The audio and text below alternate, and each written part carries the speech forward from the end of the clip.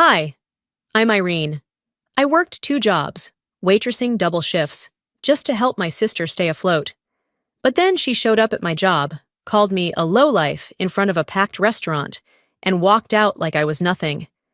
I thought that would be the worst part. But what came after? The lies, the guilt, the way my own parents turned their backs? What do you do when the people you love treat you like a utility instead of a daughter? Some people carry family in their wallets, pictures, phone numbers, emergency contacts. I carry mine in my spine, in the slouch of my shoulders, in the exhaustion that never really lifts. It was around 6:30 in the evening, and I was wiping down the counter at the restaurant before the dinner rush picked up. The overhead lights buzzed softly, and a faint scent of marinara clung to the air. I'd been working double shifts all week, covering for a coworker who quit without notice. My manager barely looked at me anymore, just tossed a dish rag my way and mumbled, "You're a lifesaver." I'm not. I'm just a woman in her 30s who learned too early that when people around you start drowning, they'll grab whatever's closest to stay afloat. And that was always me. Growing up in Sacramento, my parents raised us in a house that looked calm from the outside. White shutters, trimmed lawn. But inside, it was all about who shined the brightest. My sister Calla always had a spotlight.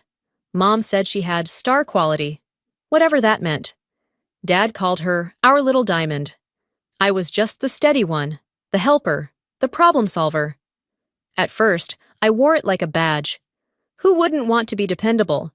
But over time, I noticed something. Calla never had to lift a finger unless it was to point at someone else to do it for her. Usually, that someone was me. A few weeks ago, Mom called during my short break between shifts. I was sitting in my car, engine off, sandwich untouched. "Honey," she started, soft like she always did when she wanted something, "your sister's had a rough patch lately. I was wondering, could you help cover her rent just until she gets back on her feet?" I didn't answer right away. I stared at the crack in my windshield, the one I couldn't afford to fix. "She's your sister," Mom added, as if that settled everything. "Family helps each other." Dad was silent on the line, but I knew he was there, probably nodding. Always the quiet partner in this twisted little arrangement. They didn't have to say more. They never said more. The burden just rolled downhill, and I caught it, again. I said yes. I always say yes. The next day, I checked my credit card statement out of habit, something in me uneasy. That's when I saw it. 2 separate charges totaling nearly $900. One at a boutique downtown, the other for some online cosmetic brand I'd never heard of. My chest tightened. I knew. Somehow, I just knew. When I called Calla, she answered like nothing was wrong. "Oh, that? Don't be dramatic," she laughed. "I needed a few things. You're the one with the job, right?" I said nothing. "You always said you'd be there for me, and it was just this once, I swear. Don't turn it into a whole thing." Just this once. Funny how just this once always finds its way into the mouths of people who make a habit of taking. That night, I couldn't sleep. I lay in bed, staring at the ceiling, the same patch of water damage from last winter blinking back at me. I thought about the culinary program I'd looked into at the community college. I'd bookmarked it months ago, even saved up for the first semester. That money was gone now. And still, I didn't call her back. I didn't demand the money. I didn't even tell our parents what she'd done. I just kept going. The next morning, I poured black coffee into a chipped mug, buttoned up my server uniform, and walked out the door like nothing was broken. Like I wasn't. Because in this family, silence is survival, and survival is expected. I stared at the phone, heart pounding, not from fear, but from the slow, growing realization. They were never going to stop asking. That realization didn't fade the next day. It stuck with me like smoke in my clothes. Every message from my mother felt heavier. Every ring of my phone made my stomach turn. I stopped checking my balance because I already knew what it would say. The restaurant was packed that Saturday night. Live music, wine flowing, Plates clinking. A good night for tips if your heart wasn't 3 counties away. I kept my head down, moving from table to table, balancing trays and small talk. One table asked for extra breadsticks 4 times. Another tried to flirt. All I could think about was the math in my head. Rent, gas, Cala's bills, groceries, the late-night pharmacy trip I hadn't budgeted for. By 7:45, the dining room buzzed like a beehive. I'd just finished clearing a table near the back when I heard it. Her voice. That's my sister, believe it or not. I didn't have to turn around. I already knew it was Cala. She was seated with 2 people I didn't recognize. She wore a tight black dress, full makeup, and her hair in that styled wave she usually only pulled out for weddings or pity plays. The people with her laughed like she was a celebrity. I stayed behind the partition, praying someone else would take their table. No such luck. Table 15's asking for you, Jessa said, glancing at the screen, then at me. They said you're family. My heart knocked against my ribs. I walked toward the table like I was walking the plank. Cala beamed. There she is. Isn't she cute in her little apron? You guys, this is my sister Irene. She owns this place. She burst into laughter before correcting herself. Kidding. She just works here. I froze mid-step. Her voice was loud enough to catch the attention of the table behind her. My manager, Marco, glanced over. I gave a tight smile and focused on the notepad in my hand. May I take your order? I asked. Cala leaned forward, elbow on the table. You still working nights? I figured you'd have leveled up by now. One of her companions let out a surprised laugh, like they weren't sure if they were allowed to react. I mean, come on, she added, twirling her wine glass. You're really okay being everyone's servant? I couldn't do it. Some of us actually have ambitions, you know? The words didn't hit me like a punch.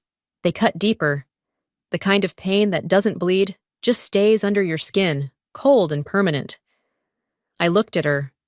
Really looked. And then she leaned closer, pretending to fix a stray strand of her hair. Quietly, for me only. You're just a low-life waitress, Irene. That's what you'll always be. I said nothing. I didn't flinch. I walked away without taking their order. Marco was already heading my direction. You okay? He asked. I'll take my break now, I said before he could say more. In the kitchen, I sank onto a crate near the storage shelves. My apron felt like it weighed 50 pounds. I wiped my hands on my jeans, which only made them feel dirtier. My throat tightened, but I wouldn't cry. Not here. Jessa came in a minute later, holding a cup of water. Are you all right? I nodded, lying with the reflex of someone who's done it too many times. Just got dizzy for a second. She didn't press. The rest of my shift blurred. I avoided table 15. Another server picked it up. Cala didn't try to stop me when she left. No wave, no thanks. Just the sound of her heels clicking across the tile floor like nothing had happened. I left work after midnight. The air was crisp, finally cool after a hot day. I walked home. Didn't wait for the bus, didn't call a ride. I needed the silence more than I needed to sit. Her voice looped in my head. You're just a low-life waitress. It was one thing to be taken for granted behind closed doors. But this was different. I didn't cry when I got home. I didn't pour wine or call anyone to vent. I changed into pajamas, sat at the edge of my bed, and just stared at the floor. The clock ticked past 1:30 a.m. Somewhere deep in me, something cracked. Quietly, without ceremony. I couldn't keep letting her do this. And just like that, I knew. This wasn't the worst she could do. It was only the beginning. The next morning came slowly, like a bruise forming under the skin. Quiet at first, then unmistakable. I poured my coffee as usual, staring out the kitchen window at a neighbor walking their dog. It was a Sunday, I think. The kind of day you're supposed to use for rest, or brunch, or walking through a farmer's market with someone who holds your hand. Instead, I sat in silence, my phone screen lit up with unread texts from Cala. Her tone was cheerful, as if nothing had happened, as if humiliating me in front of strangers was a passing cloud we could all forget. Hey you, Want to come over later? I found that movie we used to love as kids. Not an apology, not a single word of remorse. Just more of the same, like always. 3 days later, I stopped by my parents' house to drop off a box of summer clothes they'd asked me to pull from storage. I hadn't planned to stay long. The air always felt heavier there. As I set the box down by the door, I heard voices drifting from the kitchen. Mom, soft and exasperated. Dad, low and calm. A familiar rhythm. "It's not like the last time we paid her credit card bill," my father said. "Irene never found out, and it helped Calla get through that rough patch." I froze. The box slipped slightly from my grip, hitting the floor with a quiet thud. They didn't hear it. Never found out? That rough patch had been the semester Calla went to Paris on a study break. I'd thought she'd saved for it. I'd thought she had a scholarship.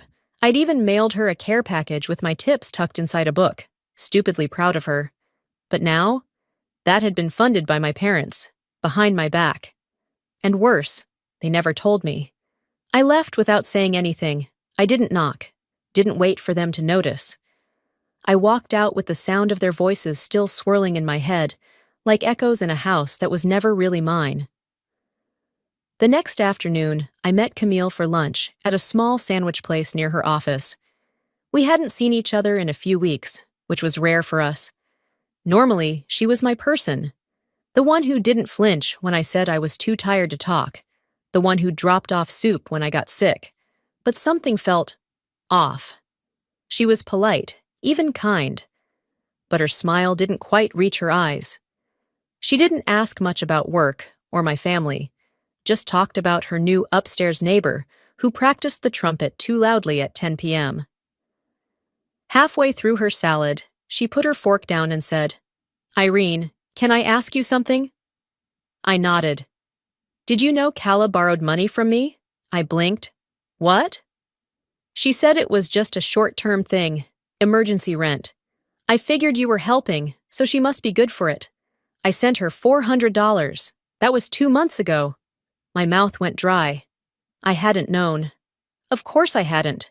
"She ghosted me after that," Camille continued. "Didn't respond to messages. I didn't want to bring it up, but I think she used me, and I think she used your name to do it." I wanted to say something, anything, but all that came out was, "I'm sorry." She smiled, but it wasn't warm. It was resigned. "I know it's not your fault," she said gently, "but I think I need a little space." That sentence hit harder than I expected. I nodded, even as the pit in my stomach grew. She paid for her half of the meal and stood up. "I'll text you later this month." "Maybe." I watched her leave through the front window, her purse slung casually over her shoulder, the way people walk when they're no longer carrying part of your world. That night, I sat in bed scrolling through social media. Calla had posted a story of her laughing at a rooftop bar, champagne in hand, captioned, "Brunch queens do it better." She didn't look guilty, didn't even look aware. I wondered how someone could cause so much harm and still sleep like a baby. How could she smile like that when everything she touched left someone else hurting? I closed the app. My hands were shaking. And then, without even thinking, I deleted it. All of it. Instagram, Facebook, even the messaging threads with her name. Silence flooded in. I walked to my desk, pulled out an old notebook I hadn't touched in years, and opened to a blank page. I started writing, not to vent, not to accuse, but to track, line by line, every payment, every favor, every lie, not for revenge, for clarity, for me. I didn't need apologies anymore. I needed boundaries, and this time, I was going to draw them. It started with a phone call at 10:17 a.m. on a Tuesday. I was folding laundry, a podcast humming in the background, when the screen lit up with an unfamiliar number. Normally, I'd let it go to voicemail, but something, instinct maybe, made me swipe. "Hello?" A man's voice answered. Professional, detached. "Hi, this is Mr. Chen. I'm Calla's landlord. I just wanted to follow up on the rent. Your payment didn't go through for this month. Should I send the invoice again to your email?" I blinked. "My what?" He hesitated. Kala said you usually handle it. She gave me your number in case there were any issues. My fingers tightened around the phone. I never agreed to pay her rent, I said slowly. Please remove my number from your records. There was a pause. Oh, I see. I'll speak to Kala. I hung up without saying goodbye. My breath was shallow, my heart, not racing, boiling. It wasn't just about the money, it was the gall, the entitlement, the way she kept handing out pieces of my life like they were hers to give. I sat down on the edge of my bed, phone still in my hand, and stared at the floor like it had answers. 5 minutes passed. 10. Then I typed out the message. If you ever give my name or number to someone regarding your finances again, I'll involve the police. This isn't a joke. I'm done. I hit send. No emojis. No love you anyway. No explanation. 2 minutes later, she replied. Chill. It's just rent. You always overreact. I tossed the phone onto the couch like it had burned me. Maybe I did overreact for years. And maybe now I was finally reacting just enough. That Friday, Aunt Vivian invited me over for dinner. Her voice was warm, the kind that made you exhale without realizing you'd been holding your breath. Just us, she said. No expectations. Come hungry. I brought a small dessert I didn't bake, but pretended I had. It didn't matter. She smiled like I'd brought her gold. We ate chicken piccata with roasted potatoes and limoni greens. She poured me a glass of wine and sat across the table, eyes kind but searching. I've been meaning to say something, she began. I know your parents lean on you, a lot. I swallowed hard, nodding. She continued. It's not fair. They raised 2 daughters, but only one was ever expected to hold the roof up. My throat tightened. I looked down, blinking fast. She reached across the table, touched my hand. You don't have to keep doing it. You're allowed to say no. For a moment, I didn't know what to say. No one had ever said it so plainly. Not with love. Not with permission. Then the phone rang. It was my mother. Vivian sighed, already knowing. I picked up, only because I didn't want to lie later. Are you talking about us? Mom said, her voice cool. Vivian's always been good at stirring the pot. Mom, we're just having dinner. She cut me off. Don't forget who helped you pay your first month's rent, Irene. Don't let people fill your head with... Vivian took the phone from me, calmly, gracefully, and said, maybe if you raised both daughters equally, Irene wouldn't have to keep cleaning up your mess. She ended the call without another word. My jaw went slack. You didn't have to. I did, she said, pouring another glass, because no one else ever has. After dinner, I helped wash dishes. The silence between us was soft, not awkward. She handed me a towel and said, You're stronger than you think, but strong doesn't mean silent. I went home just before 10. The streets were quiet, headlights smearing against damp asphalt. When I reached my apartment, I didn't turn on the TV or check my phone. I sat at the kitchen table and opened the same notebook from the other night. And this time, instead of listing debts, I made a new list. Boundaries. I won't answer money requests. I won't defend someone who won't defend me. I won't explain my choices to people who only listen to judge. I won't play the villain in someone else's fantasy. I closed the notebook, leaned back, and whispered out loud, I've said yes my whole life. Maybe it's time they hear a no. And if they didn't like what came next, that was their problem, not mine. I went to bed that night with a strange stillness in my chest. No shaking hands, no lump in my throat. Just silence, the kind that fills a room after a door's been closed for good. But that peace lasted less than 36 hours. I woke up Thursday morning to a message that twisted my stomach before I even unlocked the screen. I'm sorry if I've been awful. I don't want to be here anymore. It was from Kala. No punctuation, no follow-up, just that. I shot upright, heart slamming against my ribs. The room suddenly felt cold, despite the spring sun pouring through the window. I dialed her number. Straight to voicemail, I called again. Then again. Each ring felt heavier than the last. No answer. I threw on a sweatshirt and shoes without socks, grabbed my keys, flew down the stairs, phone clutched like a lifeline. I didn't know where I was going. I just couldn't sit still. Couldn't do nothing. I drove. No destination. Just motion. I stopped at red lights without remembering how I got there. When I finally pulled over at a gas station, I called her again. Nothing. 30 minutes later, as I sat frozen in the driver's seat, my phone buzzed. Relax. I was just in a dark place. Thanks for caring, though. I stared at the screen. She knew. She knew exactly what to say to send me spiraling. And worse, she knew I'd come running.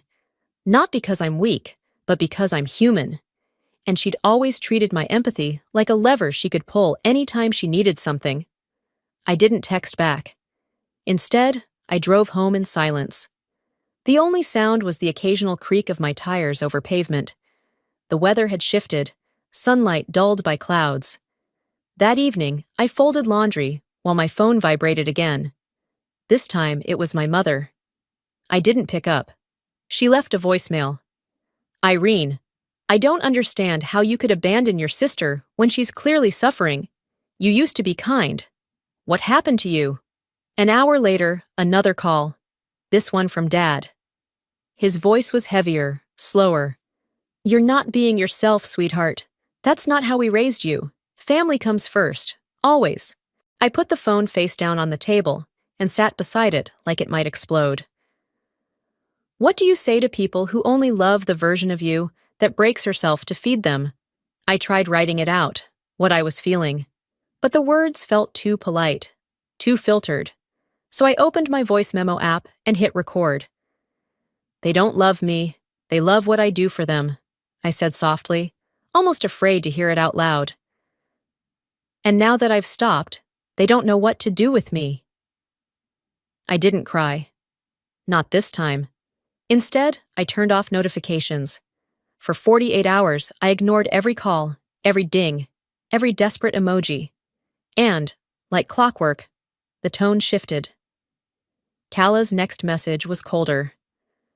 So I guess you've decided you're better than all of us now. Good to know. Then another. I shouldn't have expected anything from someone who hides behind boundaries to justify being selfish. There it was. The final trick in the guilt playbook, turning blame into a weapon. But this time, it didn't land. On Sunday morning, I sat at the kitchen table, the same spot where I'd once listed boundaries. And I added one more. I won't be manipulated by fear, guilt, or shame. I opened a new message thread. Group text. Just family. I typed slowly, carefully, without rage, without apology. Effective immediately, I am no longer financially responsible for Kala. I will not respond to future requests or third-party pressure. I need space. I need peace. I hope you'll respect that. I read it twice, then hit send. The message went out at 9:04 a.m. I set the phone down, walked to the window, and pulled open the blinds. The sky was clearing, sunlight spilling through clouds like breath after holding it too long. My hands still trembled, but my breath? Steady. What I didn't know then was how far they'd go to break that peace. 3 mornings passed with no calls, no texts, no knocks. I started to think maybe the silence would hold. Maybe this time they'd heard me. Then, on a quiet Thursday afternoon, while I was walking home from a shift at the cafe, Jessa waved at me from across the street. She looked unusually hesitant, almost sheepish. Hey, she called out as we neared the corner. Weird question, but wasn't that vintage watch yours, the silver one? I swear I saw it on Resell Loop yesterday. My steps slowed. What do you mean? She pulled out her phone, scrolled, then turned the screen toward me. There it was.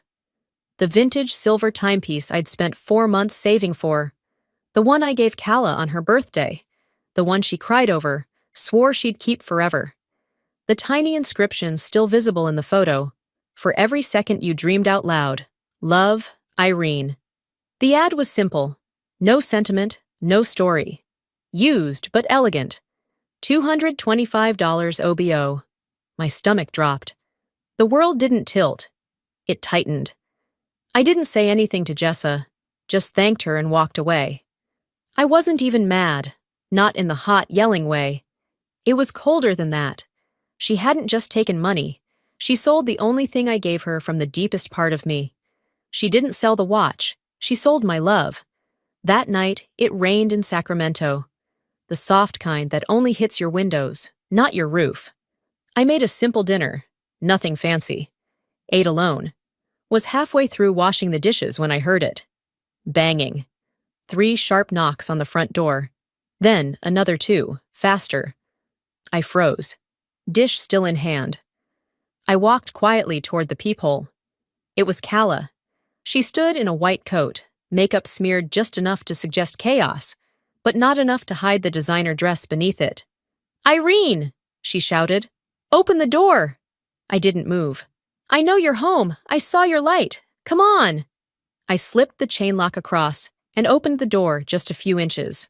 "What do you want?" I asked. Her eyes flared. "I need a place to crash, just for a couple nights. I got kicked out." My voice stayed low. "You still have that coat and a Louis Vuitton bag. God, is this about appearances now? You think I'm not struggling just because I don't look like it?" I didn't answer.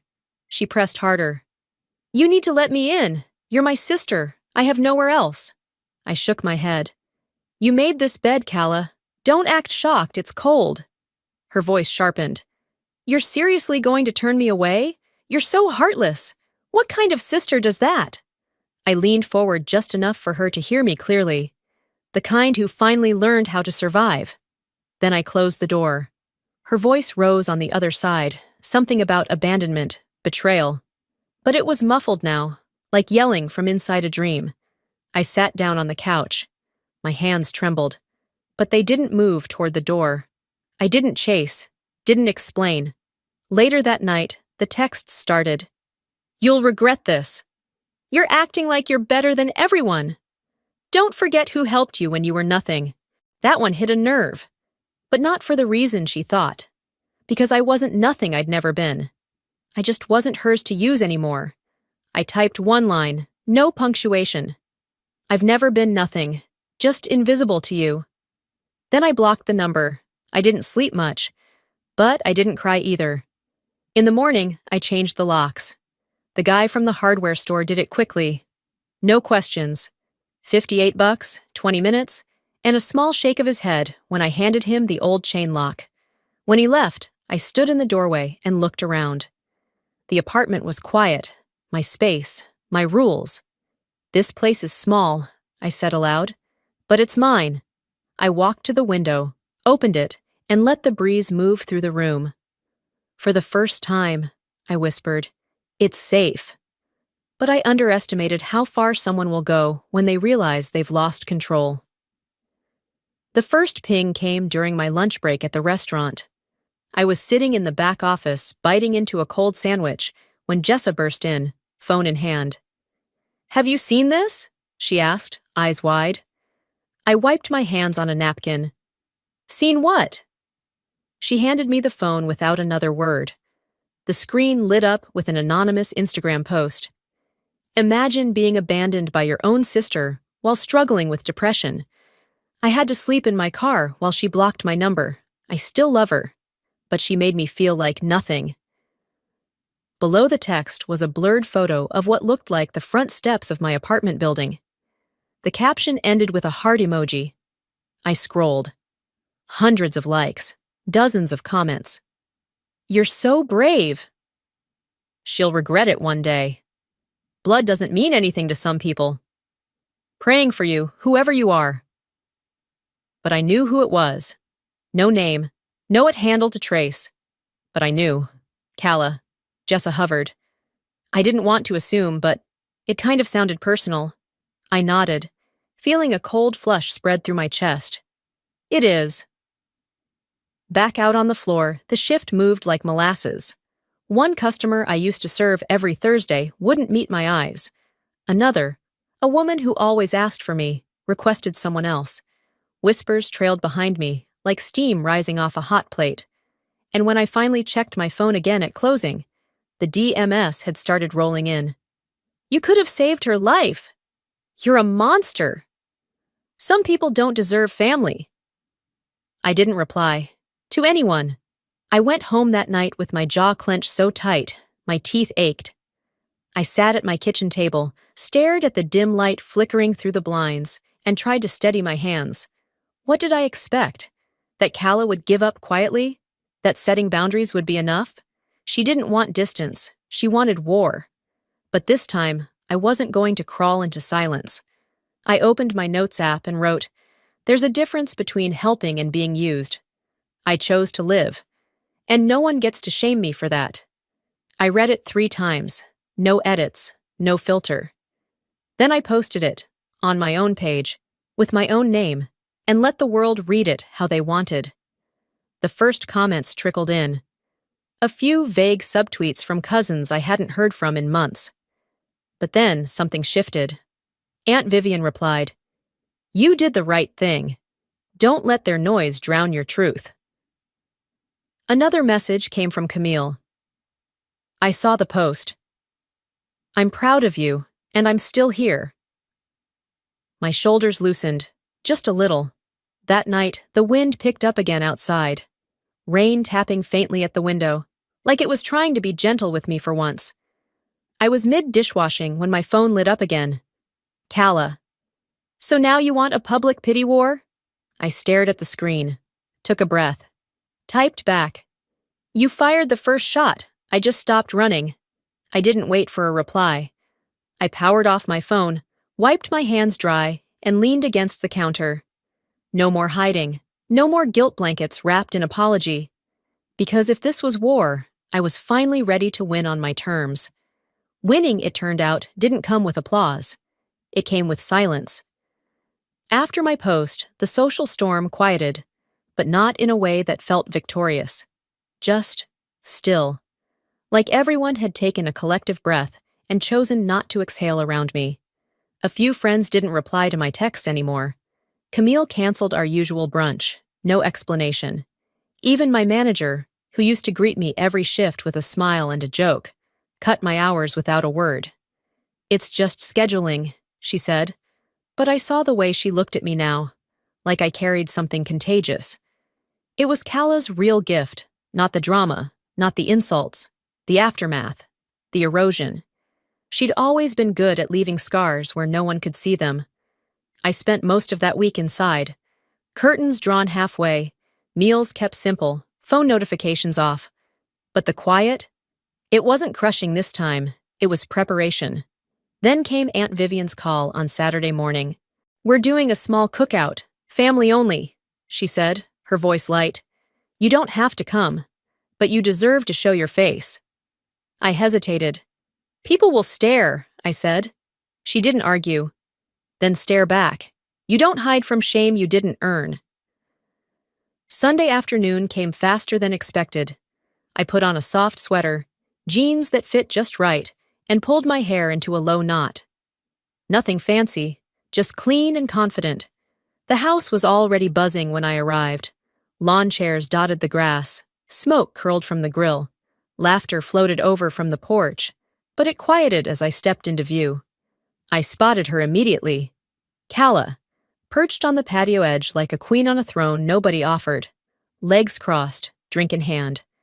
Her eyes found me, cold, unblinking. My mother stood beside her, jaw tight.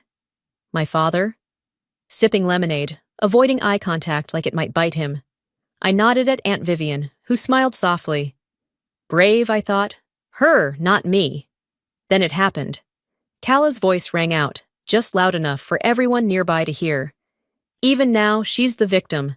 She always wanted people to pity her. The words hung in the air like wet laundry, heavy and humiliating. I didn't flinch.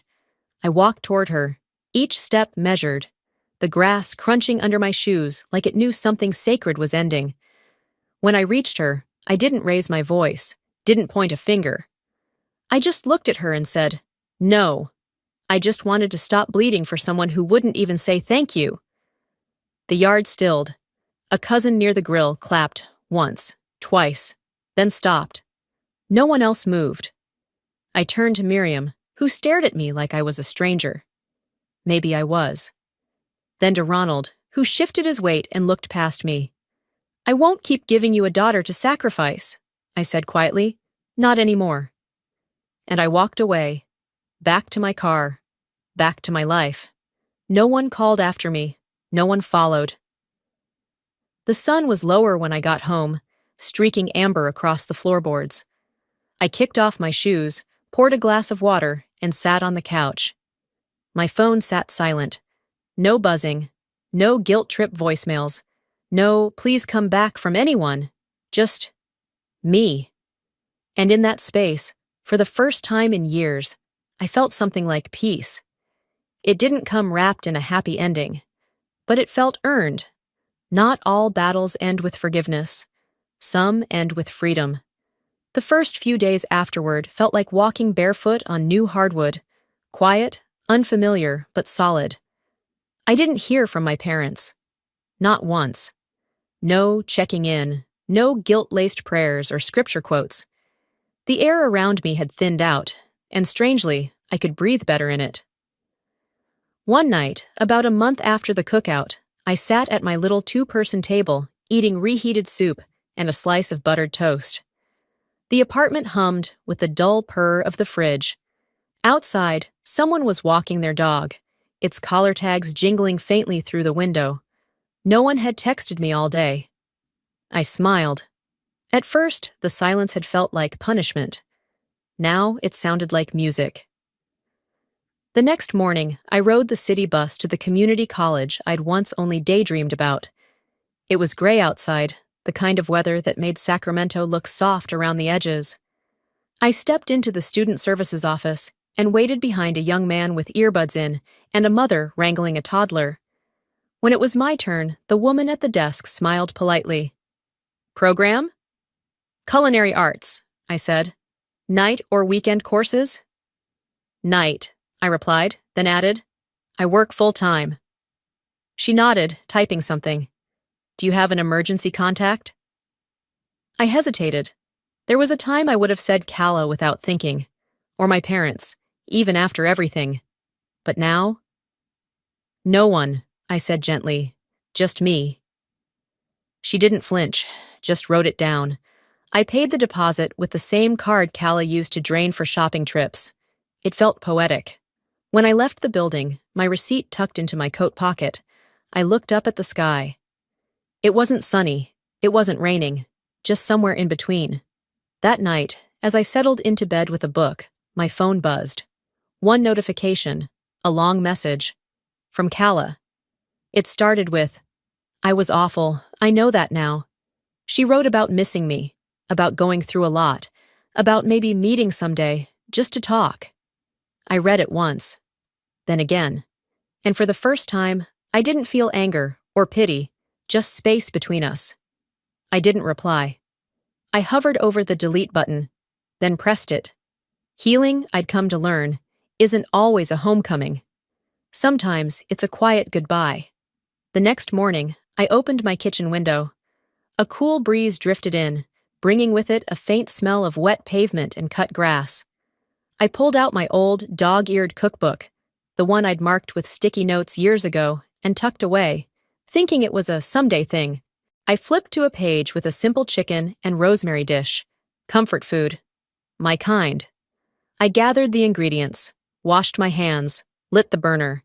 As the oil hissed softly in the pan, I whispered, This time, I cook for me. And I meant it. I didn't win, I just stopped losing. And for once, that was enough. You know, for a long time, I thought love meant saying yes. That loyalty was proven by how much of yourself you were willing to lose for someone else. But I've learned something I wish I'd known sooner. Sometimes the bravest thing you can do is stop. Stop enabling. Stop explaining. Stop shrinking to fit inside someone else's expectations. I didn't walk away because I hated them. I walked away because I finally chose me. If you're watching this and you've been carrying more than your share for too long, maybe it's time to ask yourself, at what cost? Who's taking your energy while calling it love? And what would it look like to protect your peace, even if it means being misunderstood? You don't have to wait for rock bottom to reclaim your life. Sometimes healing doesn't come from reconciliation, it comes from release. And now, I want to hear from you. Have you ever had to set boundaries with family or walk away entirely? What part of this story hit home for you the most? Drop a 1 in the comments if this story touched your heart, or just let me know where you're watching from. And hey, if this didn't speak to you, that's okay too. Tell me why. I'd love to hear your story too. And if you want more real stories like this, raw, honest, and human, make sure to hit that subscribe button and turn on notifications so you never miss the next chapter. Thanks for being here. Until next time.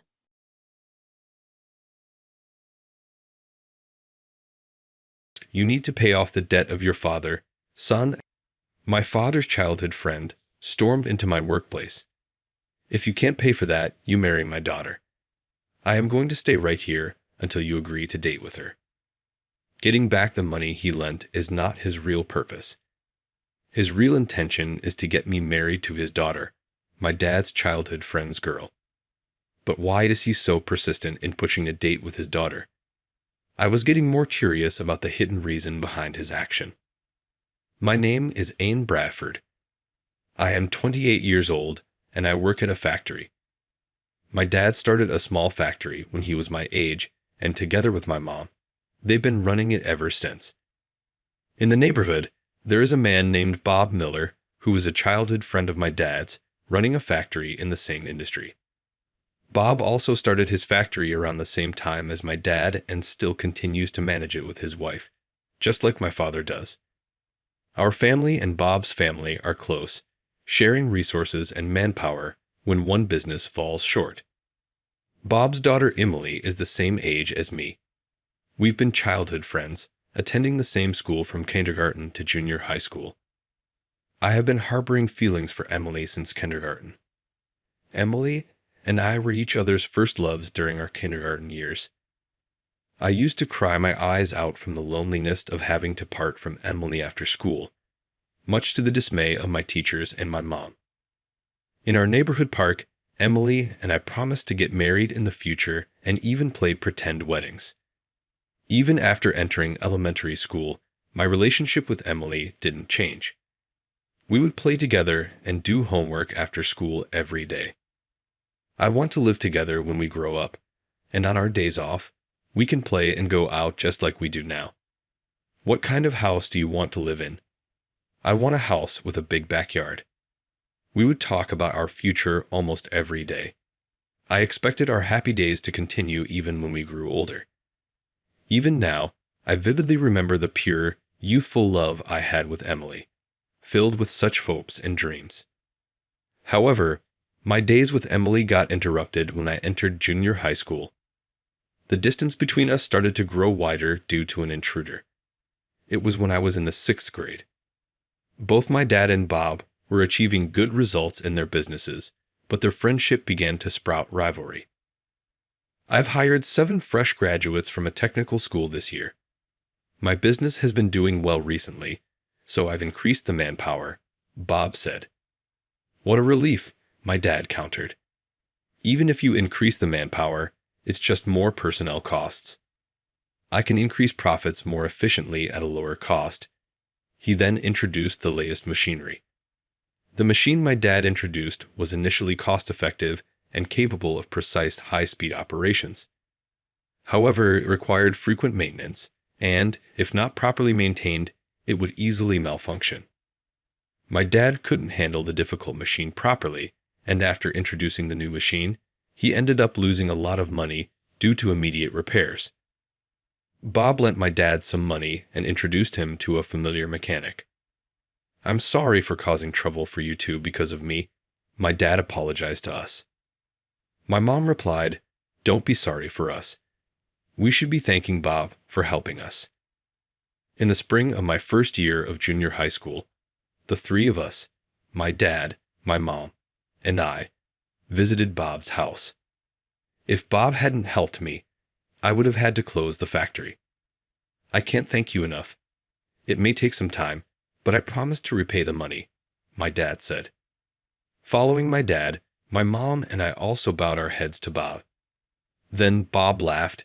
We're childhood friends, aren't we? It makes me feel uncomfortable when you're so formal and thanking me like that. However, my father responded firmly, no, even if we're childhood friends, I cannot be discourteous. Seeing my dad like that, Bob looked as if he was pondering something and then said, I'm not good with formal manners, but if that's going to make you worry, then how about you listen to one thing I say? My dad responded eagerly, sure, I'll listen to anything. Without looking at my dad, Bob looked at me and said, if you marry my daughter, you don't have to repay your father's debt. And he smiled slightly. My dad, mom, and I were all astonished. But my dad said, marriage is something the two individuals should decide. Can't you suggest something that's within my power? My mom also added, even if it takes time, we will definitely repay the money. Please let them decide who they marry on their own. However, Bob responded, no, I'm satisfied if you just take my daughter as your wife.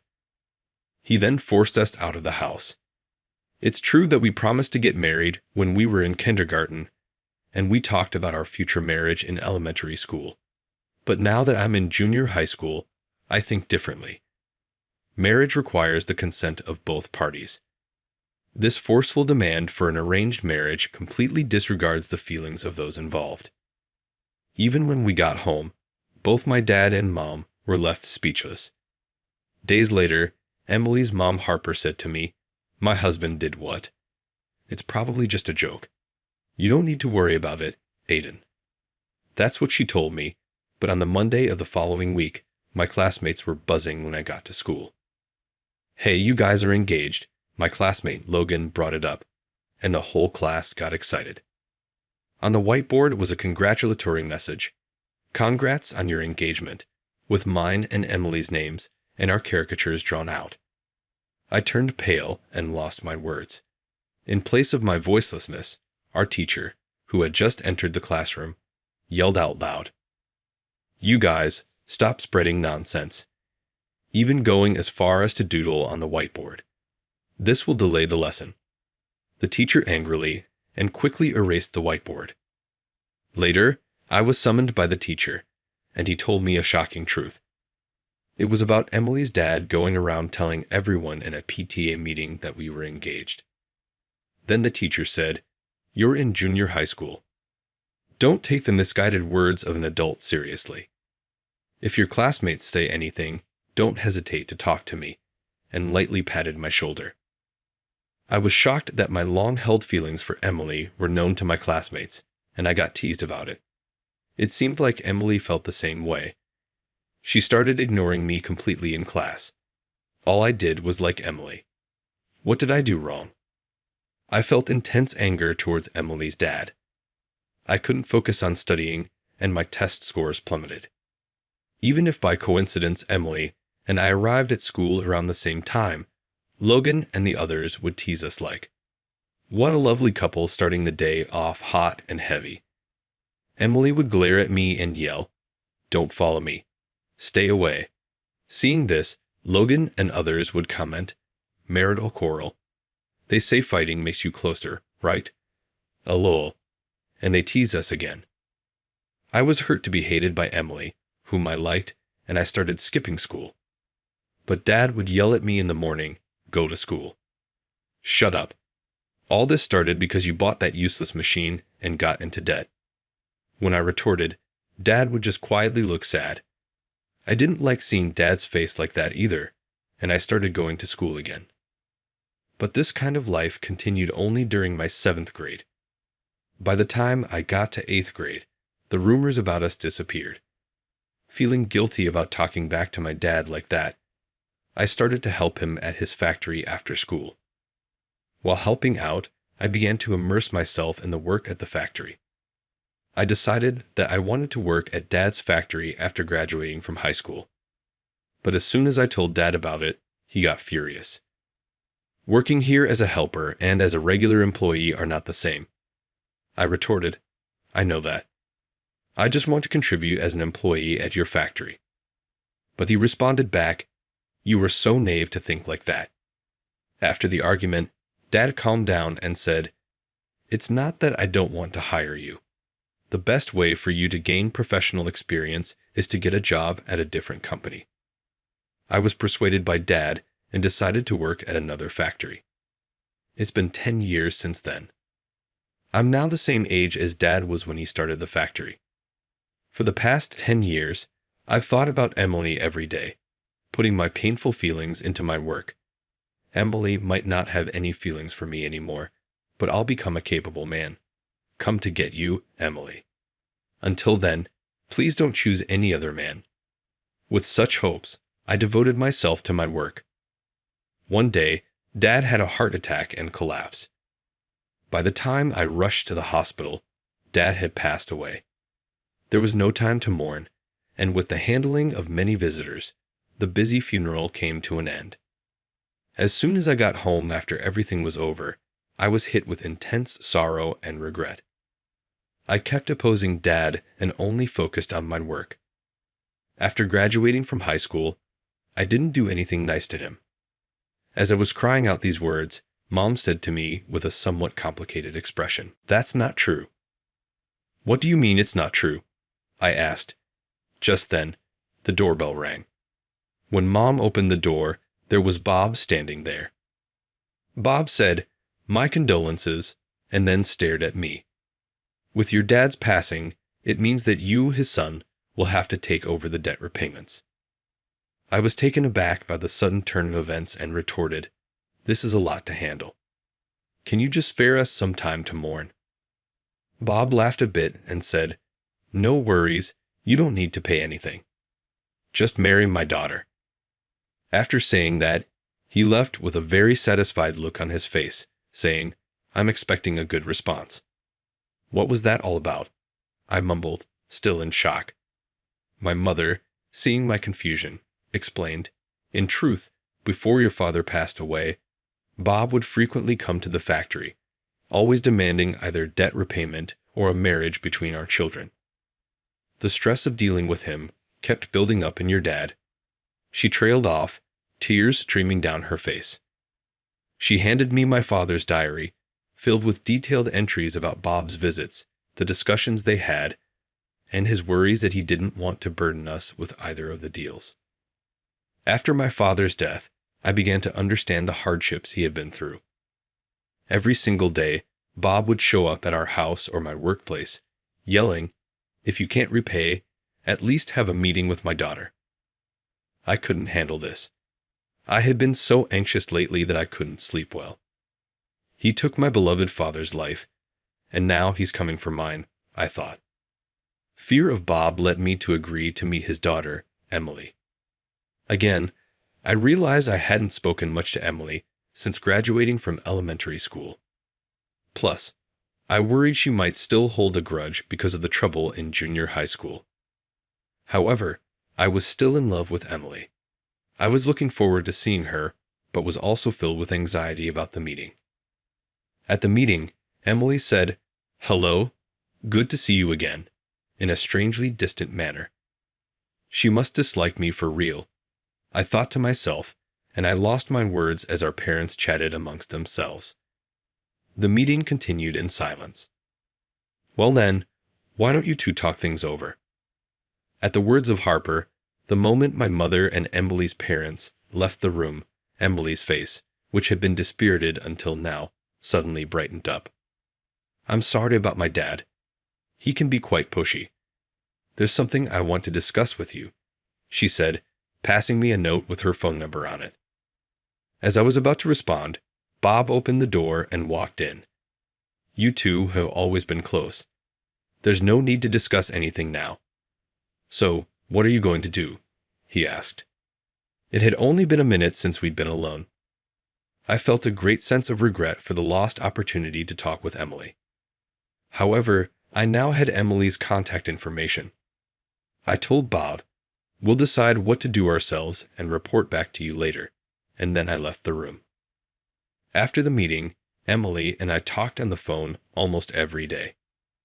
"I've always cared about you, Aiden, but in middle school, our classmates made fun of us, so I could only act cold towards you, she confessed. We were torn apart in junior high school because of Bob's meddling. However, our feelings for each other haven't changed.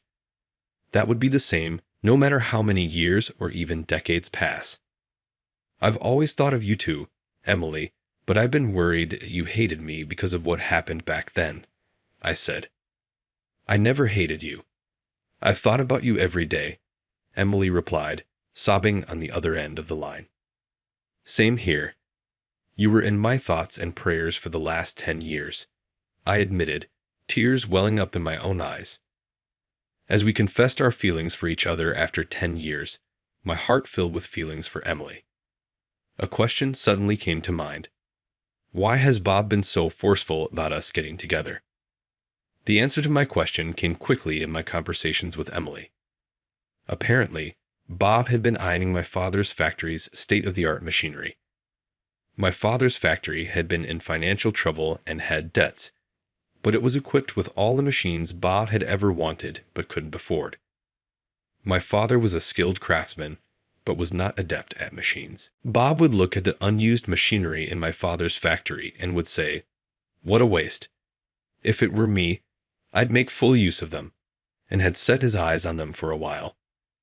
His plan was to take me in as Emily's husband, make me work for free, and take over the factory and the machinery. Plus, he was aiming to receive my father's inheritance. All of Bob's scheming was documented in the materials Emily showed me. So, even with a little debt, if you get your hands on that machinery, you could make a profit many times over. I read a part of the materials out loud, stunned. In a voice filled with anger and sorrow, Emily told me, I believed in him, even though he's pushy sometimes, that he'd try to make things work with you and me for my sake. But since I was in high school, I began to suspect his persistent actions and started doing some research. Stunned and speechless, I listened as Emily continued. There's evidence of my dad's wrongdoings. I can't forgive him anymore. I'll expose him. Surprised by Emily's words, I asked, "Then will you let me help you?" Emily and I went to a lawyer's office with the documents of the master plan created by Bob.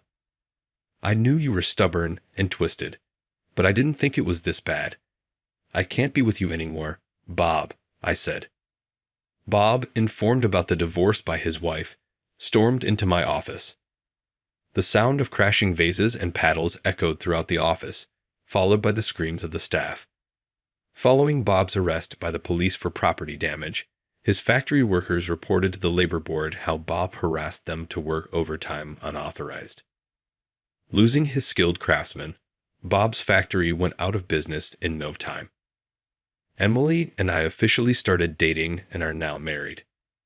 There was a time when things were so hard that I almost gave in to my parents' demands. But I'm glad I stuck to my beliefs, Emily said. The 10 long years of not being able to be together only strengthened our feelings for each other, I replied. After our marriage, we continued to share our thoughts and feelings with each other. After getting married, I quit my job at the factory and took over my father's. Emily started working as a secretary in my factory. After our marriage, we support each other in our personal and professional lives.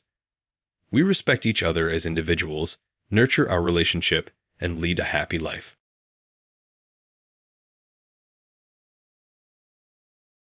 She's a female doctor, a lady doctor. If female nurses are the angels in white, then perhaps female doctors are goddesses in white. She seemed to be around my age, 35, or maybe a bit older. Not bad looking at all. Far from it. She had features that were quite appealing to men. However, when I addressed her as doctor, she showed no reaction, expressionless as she scanned through the X-ray and MRI images on the monitor. An ambulance doctor, she said brusquely, not even a hint of a smile. The ambulance had been called by the other party. My name is David. I had to go to City Hall that day, so I took the afternoon off from work. On my way back, I saw an elementary school boy playing ball. He ran into the street chasing the ball. A large, thick tree created a blind spot for the cars on the street. The traffic wasn't too heavy, but the cars were driving fast. I watched the flow of cars and the boy.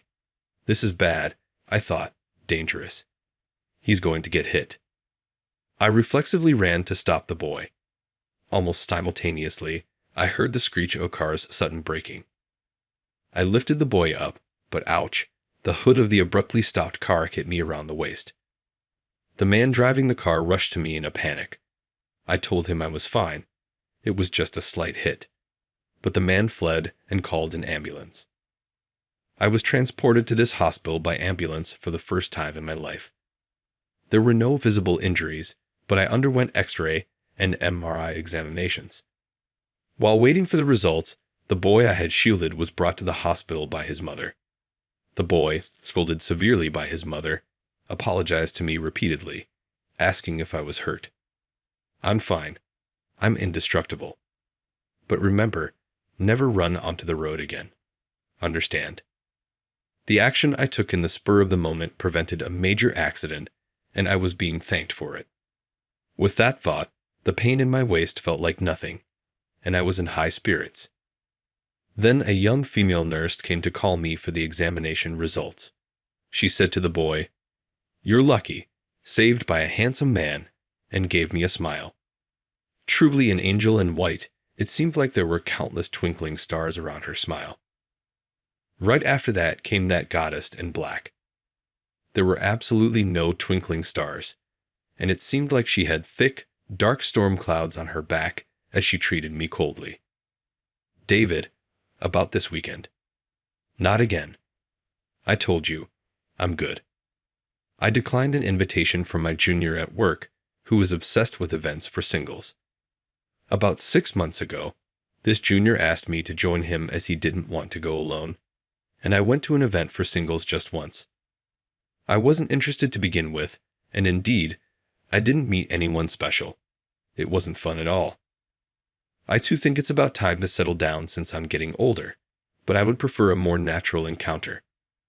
Indeed, I yearned for meeting someone, but I had no desire to attend another event for singles. Besides, at this time, I had someone on my mind, the female doctor who was cold to me. Her aloofness only piqued my interest more. I couldn't help but dwell on it. Well, I don't think it's likely, but in the case of a traffic accident, symptoms like whiplash sometimes appear later. So if that happens, make sure to get checked out at some orthopedic clinic. I remembered her words as I touched the part of my waist where the cars had grazed. It was still a bit painful. All right, it's not completely healed. In that case, why not go and get it checked? Time is of the essence. The next day, I went to see her for a consultation. "Oh, the one from the other day. Are you not feeling well?" The amiable nurse addressed me. I managed to smile and asked her the important question. "Is the doctor who's been seeing me married?" "If you're talking about Dr. Emma, she's single. Why do you ask?" I did a silent fist pump and said I was just curious since a female orthopedic surgeon is rare. I was sweating, hoping she didn't see through my ulterior motive. Just then, my name, David, was called. When I entered the consultation room, she was checking my medical record on the computer. "What brings you here?" "My waist is still hurting from the accident." She looked at the record again. "It shouldn't be a big deal." She casually suggested another checkup if I was still worried. I hesitated, and she remarked, "Is this your first traffic accident? Some patients overreact, especially the timid ones." She was half smirking, a bit condescending. I got a little annoyed. "But it still hurts. I can prescribe some painkillers." She stared at me as she said this. "It really isn't a big deal. If you don't believe me, why not get a second opinion from another hospital?" I had no choice but to back off. That weekend, I was at my regular bar, having a drink with the bar owner. I wonder if female doctors usually marry other doctors. The bar owner stopped chopping and looked puzzled. I continued, partly talking to myself. They earn more, are smarter, and have strong personalities and high pride. They're out of reach for an average office worker like me. As I muttered, the bar owner asked, "So you want to date a female doctor?" "No, not at all. It's just a general opinion. Just a general opinion." As I responded, I realized my mind was full of thoughts about her. She doesn't give me the time of day, treating me with nothing but coldness. But the colder I'm treated, the more the fire within me burns. Am I the type of guy who likes such treatment? As I'm pondering this, my phone starts ringing. It's a picture message from my junior who loves matchmaking parties. He sent me photos he took at a matchmaking party he attended that day. Seeing how desperate he was to get married made me feel pitiful, realizing I'm not that different. After seeing the photos he sent, suddenly the idea of drinking alone at the bar seemed less appealing. It had just gone past 7 o'clock in the evening, but I paid the bill and headed home. Then, just as I left the bar, a woman's happy voice called out to me. I looked in the direction of the voice and saw a young girl smiling at me. I didn't know who she was. I thought she was calling out to me, but I looked around to see if it was someone else. There was no one else standing. "How are you feeling?" Then I finally recognized her. It was that friendly nurse. "Oh, I hardly recognized you. I thought you were just some girl." A white nurse coat is powerful. It can turn any girl into an angel. She also lived around here, so we walked together, making small talk. "By the way, is Dr. Emma always like that?" I brought her up. "Dr. Emma? Like what?"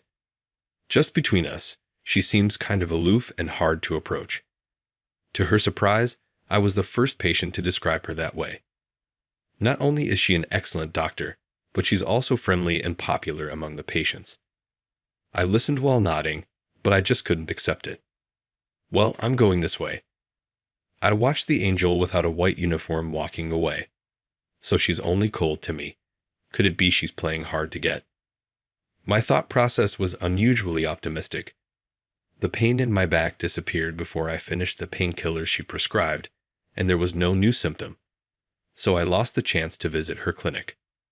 However, I noticed the chain on my seldom-used bike parked at the apartment complex had rusted. I decided to ride it for a test and pedal for the first time in a while. The chain made some noise, but there were no serious issues. The bigger problem was the flat tires and the brakes not working well, so I decided to take it to a bike shop. I rode the bike and reached an intersection. The light was changing from green to yellow. The bike shop was just across the intersection. I was too lazy to stop, so I paled into the intersection and collided with a turning vehicle perfectly. Thanks to the other car's abrupt braking, it didn't end up in a major incident. I scraped my arm when I fell, but it was just a minor bleed. The leg I banned wasn't in much pain either. The female driver who got out of the car went pale and offered to call an ambulance. But I was the one who rode recklessly, and it's just a scrape, so I refused. Afterward, we called the police and dealt with the accident. I didn't get home until the evening. I shouldn't have been riding a bicycle. I should have left the rusty chain as it was. Regret was all that came to my mind. Maybe because of that, I had no appetite and felt down. My mind was foggy, probably exhausted from the police inquiry and stuff. The leg that got hit started throbbing in pain, so I decided to go to bed early and promptly got in bed. The next morning, I woke up when a sharp pain ran through my leg as I rolled over. I felt nauseous and out of sorts. Symptoms like whiplash might appear later in case of a traffic accident. Her voice echoed in my mind. Is this it? Is this what she meant? I had no choice but to go to the hospital. So I called in sick to work and went to her clinic. How can I help you today? When I staggered into the consultation room, she, who was looking at her computer, hurriedly stood up and supported me. Then she gently led me to the examination bed. I was riding a bicycle yesterday and got hit by a car. I explained the situation and how the pain in my leg worsened this morning and that I felt nauseous. Let's get you tested right away. Her voice was filled with a kindness that wrapped around one's heart. unlike any I had heard before. Her usual cold demeanor had done a complete 180. Could it be that I'm seriously injured, need major surgery, or have after effects? On her advice, I was admitted to the hospital immediately. I asked my colleague, who loved events for singles, to bring the minimum necessary belongings from my home. Then she appeared in the hospital room to inform me of the X-ray and MRI results. I had a mild concussion and bruises all over. The concussion is very mild. A neurosurgeon has confirmed there is nothing to worry about. There were bruises other than on your leg, but there's no abnormality in any bones. You're lucky. All my worries about surgery and after effects were unfounded. With this in mind, I asked, "Really?" Then she said, "Really," and gave me a kind smile. Seeing her face, my heart rate soared. She was most concerned about the severely bruised and swollen right leg. If the pain is too much and walking alone is difficult, she suggested staying in the hospital for about a week to observe the progress. Of course, I followed her advice. "Is the female doctor who just left your assigned doctor?" David, when she left the hospital room, my company's junior asked. When I responded yes, my colleague crossed his arms and fell into thought. When I asked, "What's wrong?" he said, "I feel like I've met her somewhere before." My injury was healing well, and I was told I could be discharged as planned. There was no need for any special rehab, but I had to visit the hospital once a month for the time being. On the day of discharge, while I was packing my belongings in my room, she came to see me. "You're being discharged today. Congratulations. Thank you for everything." As I bowed my head, she, seeming a bit shy, greeted me with a subtle smile. I was deeply moved by this, and I couldn't help but blurt out, "Actually, at first, I thought this wasn't going to work." "What do you mean by not going to work?" "What wasn't going to work?" She looked at me with surprise. "I mean the compatibility with you. Why did you think we wouldn't get along? Can you tell me why?" I talked while scratching my head, feeling awkward. When I was first brought in by the ambulance, her attitude seemed cold. According to a female nurse I talked to later, apparently, I was one of the very few people she treated like that. "I see," she stopped mid-sentence and looked around the room. Then, leaning close to my ear, she whispered softly, "I have a break coming up soon, so once you're ready, maybe we could meet in the courtyard." "Well, okay." I looked at her suspiciously. She implied she had something to say that she didn't want the other patients to hear. "So, it's not good here. Let's continue our talk there, okay. What is this conversation going to be about?" Hope and anxiety were swirling inside me. After completing the discharge procedures, I went to the courtyard where she was waiting during her break. As I approached her on the bench, she opened her mouth with a bitter smile. I'm the one who's not good at mixing personal feelings when examining patients. Personal feelings. When I asked back, she nodded and explained. Even though I had gotten into a car accident protecting a child and was injured, I joked about being indestructible because I had only minor injuries. That had angered her. Hearing this, I felt like I understood. Doctors are dealing with patients brought in by ambulances with all they have. Her being angry at me for being lighthearted was just the other side of that. I reflected on my behavior. I felt bad and remained silent. Then she suddenly changed her tone and said jokingly, mocking herself, "And this is a bit embarrassing, but when you kept calling me doctor, doctor, I realized." "Realize what?" "Don't you remember that matchmaking party?" My mind was filled with question marks. The only matchmaking party I remember was the one I attended about 6 months ago as a favor to my junior. During the talk time, it was customary for both men and women to ask each other, "What do you do?" I plainly said, "I'm a doctor." Then I got some weird looks. Jokingly, people started saying things like, "I've been having some pain here," or suddenly started calling me doctor, doctor. Hearing this, I remembered. At that matchmaking party, Back then, I was told by my junior that there was a female doctor. For fun, I kept calling her Doc and teased her quite a bit that time. "Oh, was it you, Dr. Emma?" When I asked, she nodded. Her makeup and vibe were totally different, and I hadn't realized it until that moment. Or maybe, just like the angels in white coats, I thought it might be the magic of the white coat. She remembered the humiliation from that party and acted cold towards me. I'm sorry about that. But when doctors are off duty, we're just normal women. It seems like she keeps professional and personal separate. Since then, I meet her once a month for consultations. At the same time, I meet her 2 or 3 times a week, seeing her as just a woman outside the hospital. Just the other day, I took her to my regular bar for the first time. The bar owner whispered, asking what her job was. When I replied she was a doctor, he nodded several times. "What happened?" she asked me, looking puzzled, so I explained. I had previously discussed with the bar owner whether a doctor would marry another doctor or wouldn't consider a regular guy like me. She chuckled. I asked her, "As a matter of fact, what do you think?" It depends on the individual, doesn't it?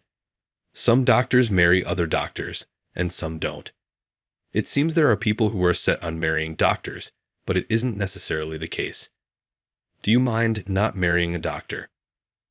I don't worry about the job. I don't have to marry a doctor. If I did, I wouldn't be here with you. Does that mean? I couldn't help but look at her. She, with an innocent face, picked up the menu. I was foolish to think aiming for a female doctor was aiming too high. Having high aspirations and love is what brought her and me together, and it's what will keep her and me together moving forward. How was the story today? Pressing the subscribe and like button will encourage more productions. Looking forward to your comments. See you in the next video.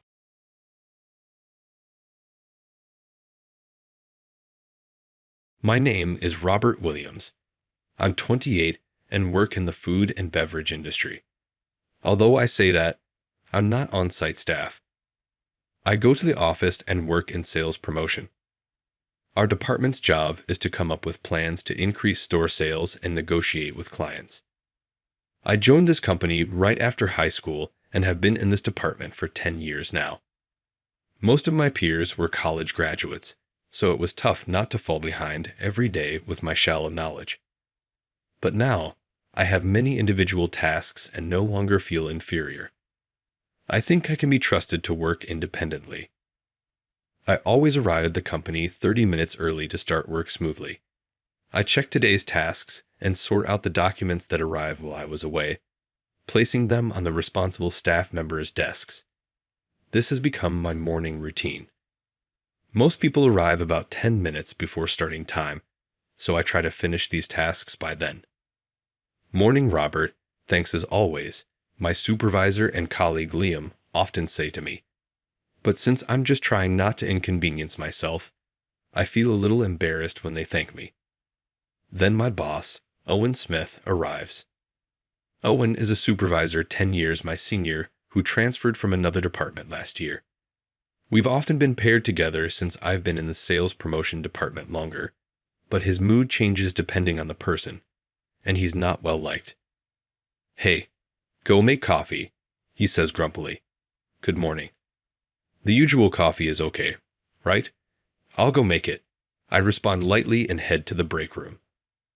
"Robert, you really can do it without making a nasty face," says Liam, who joins me in the break room. "He's always like that," I reply. "But yesterday, after your proposal was accepted, he dumped a massive amount of miscellaneous tasks on you to finish today. The harassment is terrible," Liam says. "Was that harassment? I thought he was busy and asked me to do it," I answer. Liam laughs and says, "You're really knave." Owen is waiting for his coffee. "Yeah, just put it there," he says curtly, not looking up from his computer screen. Liam sends me a wry smile, but it's just the usual Owen, so I don't mind. I start my work without concern. When Owen first transferred here, he was more approachable, asking for help with the promotion department's work. But after I received praise for summarizing a document that was well received by the big bosses, his attitude towards me changed. He started dumping work on me, saying things like, "I'll give you this little job," or "Why are you the only one getting praised? You don't have much of a head on your shoulders." Even directly expressing his disdain, it's clear that he doesn't feel good about me. If we're working together, though, it's not like let sleeping dogs lie. We are often paired, so all I can do is go with the flow and get along with him. As for work, I'm enjoying it every day, except for having a troublesome boss. The crowded train to and from work is a bit tiring, but it's unavoidable in the city. Then, one evening after work, I was standing near the door on a crowded train. A black-haired woman was standing diagonally in front of me. It was clear that she wasn't American. What country is she from? What a beautiful hair color. I was thinking about that and standing blankly when I noticed that she was swaying in a way different from the train's shaking. She was pressing the temple area with her left hand and looking down, but her face was pale when she looked up slightly. Is she okay? I worried and glanced over, clearly noticing that her complexion was getting worse. Are you all right? When I asked, she nodded slightly, but she looked like she might collapse at any moment. Excuse me for a moment, I asked the person next to her to switch places. Hold on if you need to. Let's get off at the next station.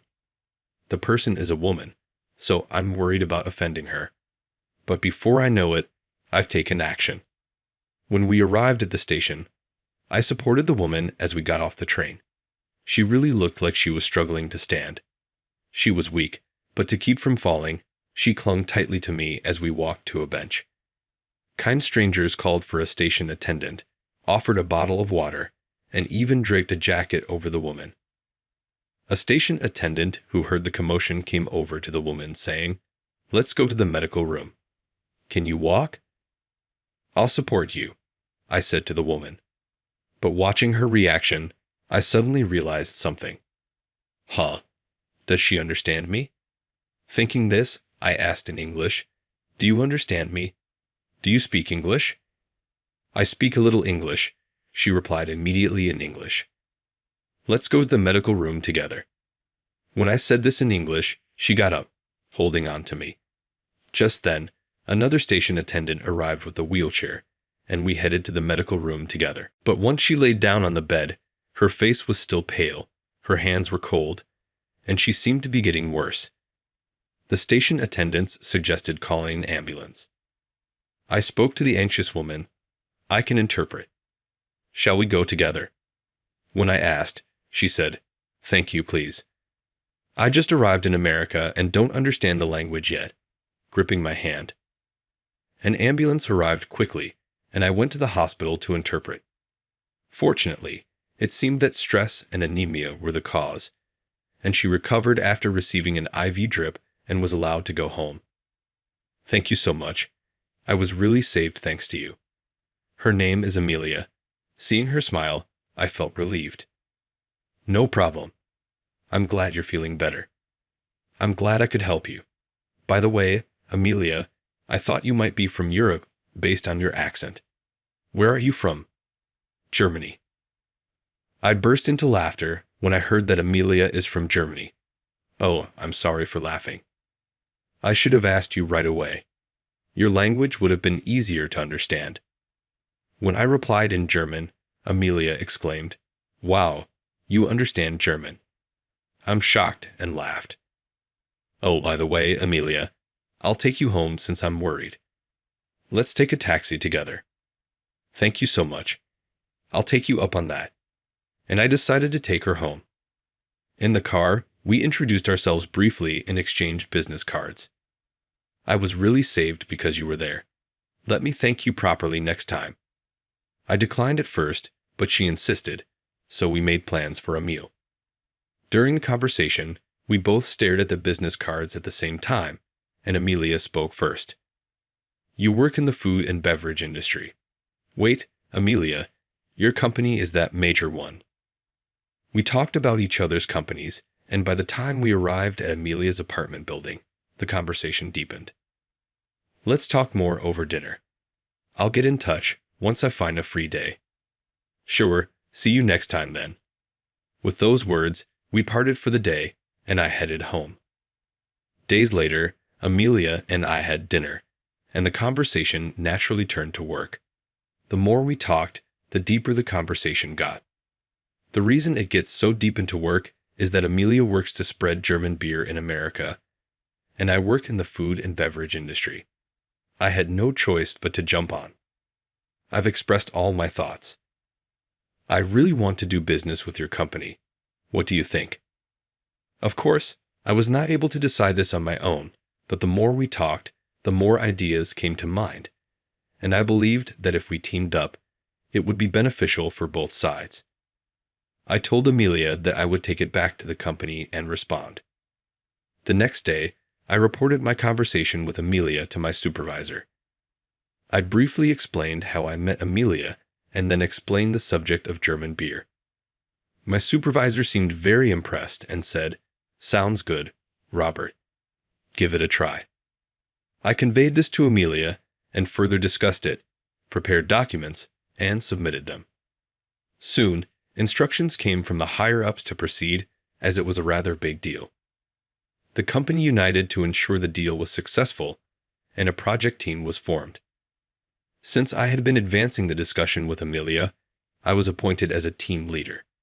This was my first time leading such a large deal, but with the support of my boss and colleagues, I began the exchange with Amelia. However, something unexpected happened midway. In the midst of the company's excitement about this large deal, there was only one person who was dissatisfied. It was my boss, Owen. "How far have you come? Are you really up to this? You can't handle such a big deal with just a high school diploma. Lend me a graduate from a national university. I'll take over as leader. Give it to me," he said. He then took the documents from my hand and went straight to the supervisor to negotiate. The supervisor and Owen spent quite some time talking in another room. When the supervisor returned to the department, he seemed a bit worn out. "I'll take care of it, so be prepared," Owen told me cheerfully, and then headed off to negotiate with Amelia's company. "I'm really sorry, Robert. It was your project after all. Thank you for bringing it this far," the supervisor said, patting me on the shoulder, and went to tell the project team that I had been removed. I never expected to be not only demoted from leader, but also removed from the team. Apparently, the supervisor had no choice but to remove me, as I was the only one who could take over Owen's current job. But in essence, he was talked into it by Owen. Although it was frustrating, I told myself that my abilities were still not enough and focused on my newly assigned work. Then, I heard a story from my colleague Jack, who was on the project team. Owen taking over my work was not only because he disliked me, but also because he had ulterior motives. Come to think of it, Owen loved women from abroad. I had heard that he always went to pubs and bars where women from abroad worked for a drink after work. It's none of my business that Owen is single, but since the leader on the other side of this big deal was a German woman named Amelia, he seemed to have faint hopes of turning their acquaintance into a romantic relationship. Recently, Jack was invited to drink by Owen, and that's what he heard from him. I was dumbfounded by the unexpected reason. Surely he was getting carried away, since it's rare to negotiate with people from abroad. However, I thought that as long as the negotiations were successful, that would be fine. I wondered if they had reached the final stage, since it had been a while since the change in leadership. I had to handle Owen's share of work as well, so my mind was away from the large deal, but I was curious. Just then, Jack happened to walk by, scratching his head. "Hey Jack, how's that project going? Is it almost settled?" Expecting a positive response, I called out cheerfully, but he replied with a rather grim-faced and a soft voice. Well, about that, apparently the conversation was not progressing very well. There were problems with the negotiation documents and interpretation, as well as Owen's German level. The documents I had prepared were written in German for Amelia to understand, and only the important parts were translated into English for our members to understand. Since all the documents that Owen and the team had seen in the beginning were translated by me into English, Owen seemed to have been troubled when he started as a leader and all the new documents were in German. Of course, there was an interpreter for Amelia from the beginning, but the conversation during the negotiations was conducted almost entirely in English. The interpreter was translating German into English for Owen. The difficult parts that didn't get through were translated into English, but the process of translating along the way was taking too much time. Because of that, things that should have been settled were not, and both Amelia and our higher-ups, who knew the progress, were in a heavy mood. While I was working at my desk, Liam came running over to me looking flustered. "Robert, emergency. Come to the conference room immediately, please." When I asked what had happened, I found out that Amelia was about to throw in the towel. It seems Amelia was worn out from negotiating while translating. "I've had enough of this hassle. Please call Robert. I trust him more than you. When Robert was here, everything went smoothly. Why has he been left out?" Amelia seemed so dissatisfied that she was about to walk out. I hurried to the conference room, entered the room, and said, "Excuse me." Then Amelia's face lit up, though she was angrily speaking German to Owen. "Robert, I've been waiting. I really can't move this conversation forward. What's going on? Is he really your leader? He's totally useless." I apologized for my boss, but Amelia calling him useless was a bit too much. Amelia happily spoke to me in German. I replied in German, and we both chuckled, unsure if it was a joke or serious. Owen and my colleagues were staring with their mouths open. It's natural since they don't understand German, but more importantly, Amelia's mood seemed to have improved now that I, who can speak German, was there. With Robert here, everything will be fine. Let's move on. Robert will be handling this, right? The interpreter translated Amelia's German words to Owen. Owen bit his lip with a bitter face and said, "Only Robert, please," and moved to the seat behind him. Afterward, with me leading the conversation, we quickly reached the final stage.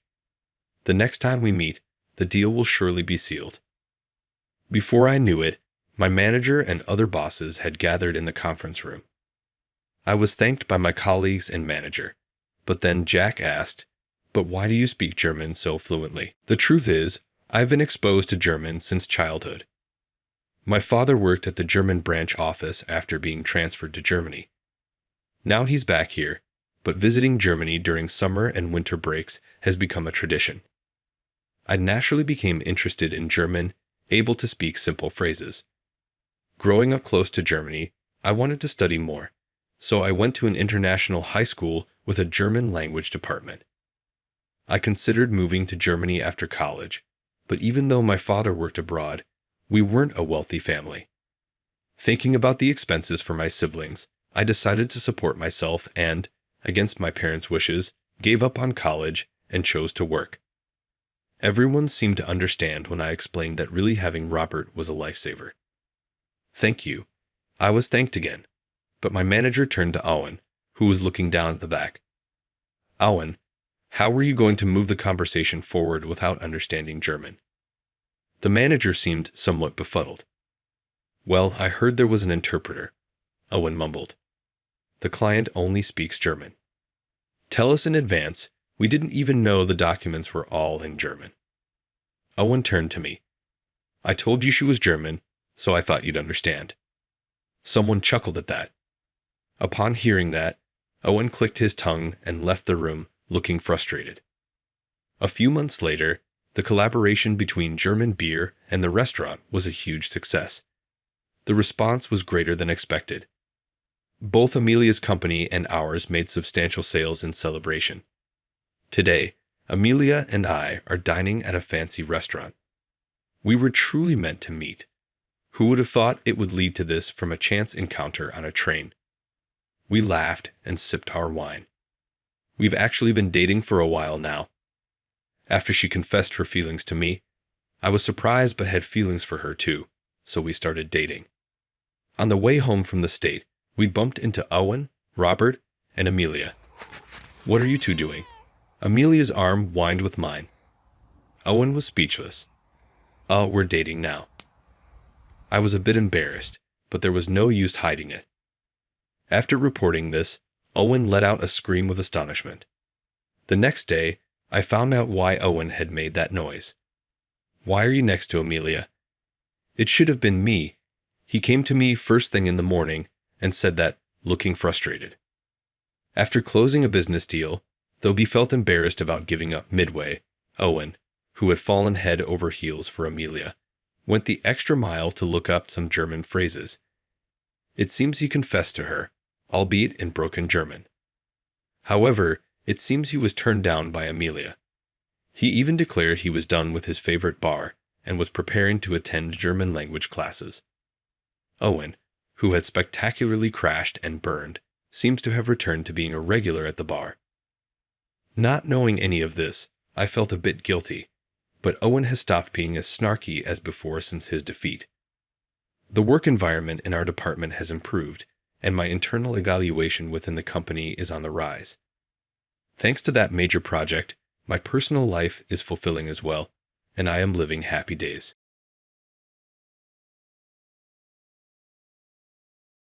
I was getting transferred, David. My boss's announcement felt like a demotion. The next day, I had a blind date with someone I had fallen for at first sight. From the peak of joy, I was plunged into despair.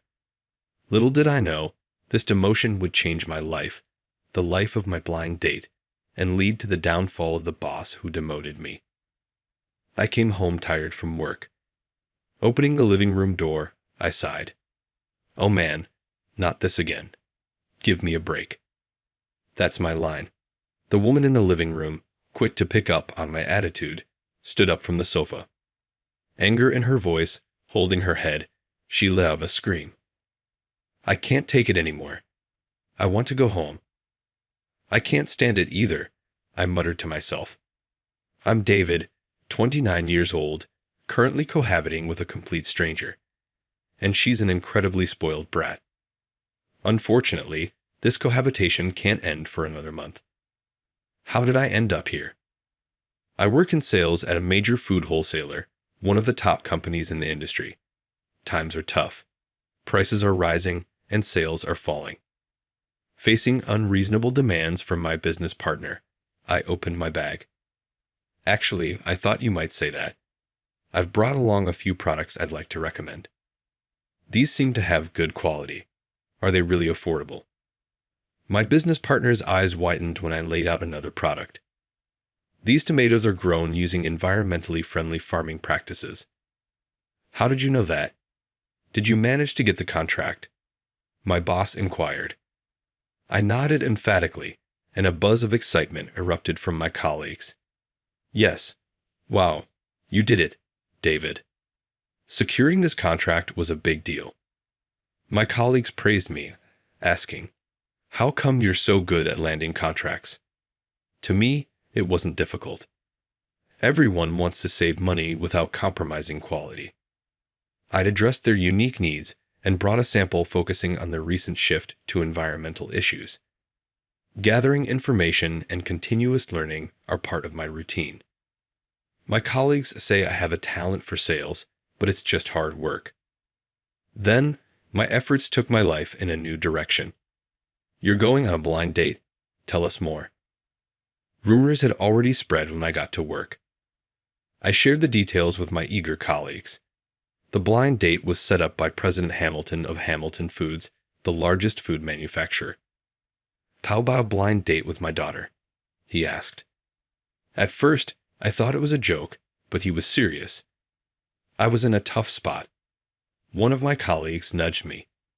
What a problem to have, man. If you marry President Hamilton's daughter, a rapid promotion is guaranteed. You said yes, right? I asked for some time to think about it. Idiot. It's a big deal. If you marry her, it would strengthen ties between our companies and impact future business dealings. But still, it's a big decision. My colleagues excitedly discussed the possibility of me becoming the future president of Hamilton Foods. Suddenly, the conversation was cut short. Everybody, What are you all making a fuss about? Division Manager Parker had arrived. Good morning, Manager. Manager, did you hear about David? Without asking, my colleague brought up the blind date topic. I clearly saw it. His expression changed instantly. Really? That's wonderful news, David. Yes, but I haven't given an answer yet. Don't keep them waiting too long. Reply as soon as possible. Yes, sir. All of you, stop the chatter and get back to work.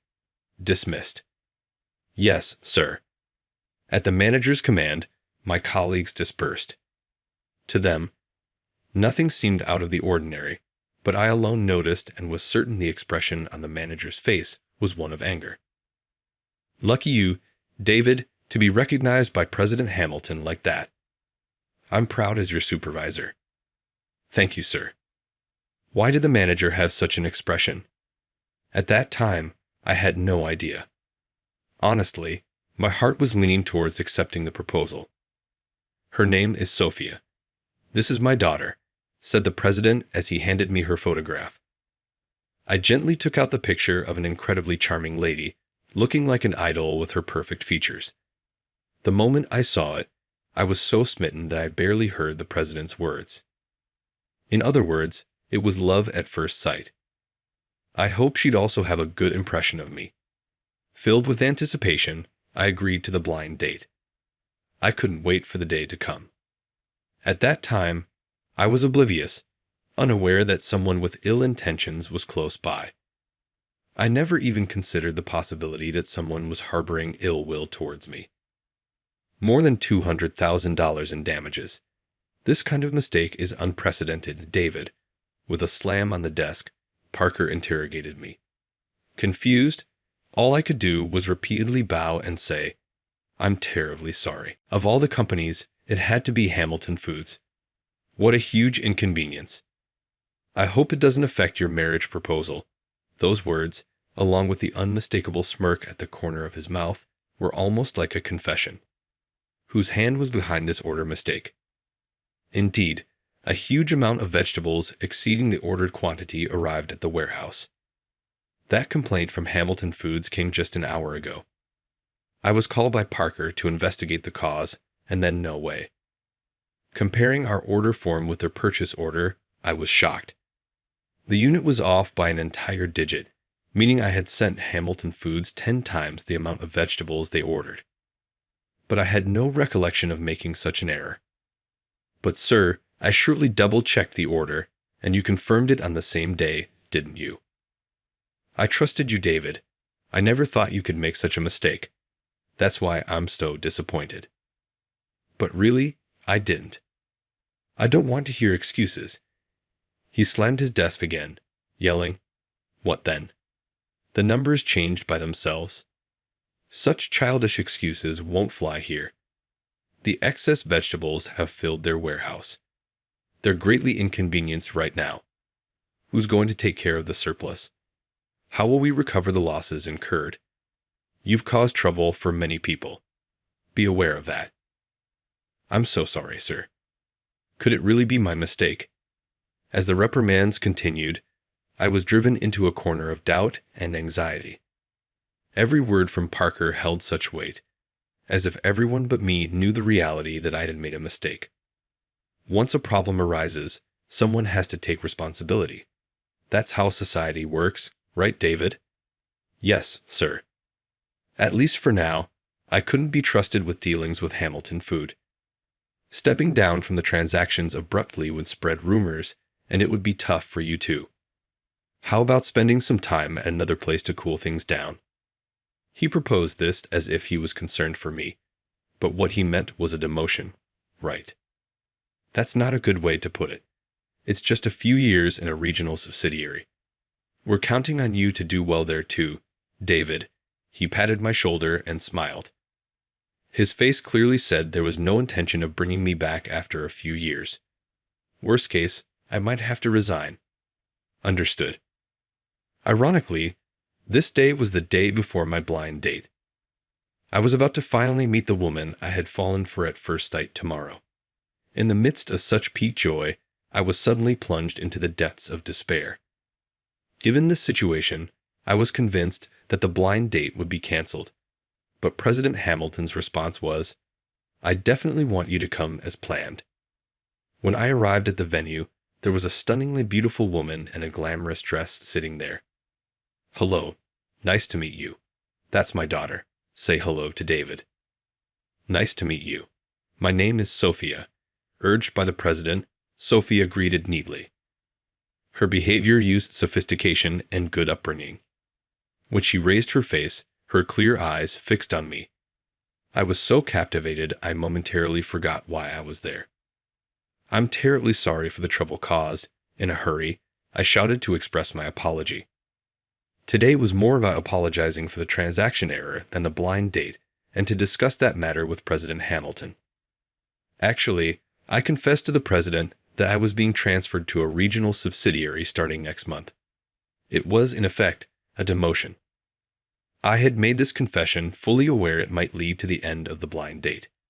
The president had trusted my work, which is why he was willing to consider me for his daughter. But such a beautiful woman like her, more stunning than in her picture, surely wouldn't match someone about to be demoted. So, regarding this arrangement, the president went silent, furrowing his brows and glaring at me. Oh dear, it really is over. Just as I braced myself for the end of this brief romance. "We can let this incident slide. Then I'll take my leave." "What?" "I said we can overlook your mistake. Really, we buy all the delivered vegetables. Such an amount I can easily handle with my connections." "President, thank you so much. At least now, I won't be causing trouble for my colleagues at the company." As I was feeling grateful, President Hamilton continued, "However, if you agree to our condition." "Of course, I'll do anything." "Are you sure?" Surprised by his sudden smile, I felt a jolt of nervousness. But the next moment, an even more shocking statement followed. "First, for 1 month, live with my daughter Sophia. That's the condition. What I intend to marry you to. Think of it as a period to get to know each other." "Marriage?" I instinctively glanced at Sophia next to me. Noticing my astonished face, she said, "I look forward to it." Seemingly, she was already agreeable to the idea. "But I'm being demoted." "That doesn't matter. If you marry my daughter, we continue doing business with your company. I'll speak to the higher-ups. That way, you might return to the headquarters sooner." We'll provide a place to live and support your living expenses. All you need to do is live with her. It's a good deal, right?" It was such an attractive offer that it made me hesitate. Just living with the lady would save both me and the company, and with such a beautiful woman. What does the president gain from this deal? Before I could ask, I found myself nodding and saying, "I understand." "Is that so? You'll accept then. Let's contact each of our companies right away." "Yes, sir." That's great." Laughing, President Hamilton left the room to make the call. I sat there stunned, unable to move. Then Sophia said to me, "Don't get the wrong idea." Her tone was entirely different from before. "Huh. If I don't live with you, my allowance will be cut off. I had no intention of marrying you. What's happening here?" Regardless of my confusion, the company's damage was somehow averted. But the fact that I made a big mistake remained unchanged. In the end, I was sent to a subsidiary, essentially a demotion in disguise. And then I started living with Sophia in a condo arranged by President Hamilton. Now, back to the present. Sorry I always leave before you. It's okay. Your home is far away. Good work. See you tomorrow. My colleagues greeted me warmly. I responded, "Thanks, see you tomorrow," and left the company. I was sent to a small canning manufacturer, a subsidiary of the company. It's a tiny company where no new products had been developed in years. I was assigned not to sales but to product development. It's like being put out to pasture. How much do they not want me back? Thankfully, all my colleagues were nice people. They let me leave a bit earlier than everyone else, considering my long commute from the new condo. Their constant care for whether I was struggling in the new environment was evident. Thanks to them, I thought, let's start afresh and do my best here. However, the commute alone was a struggle.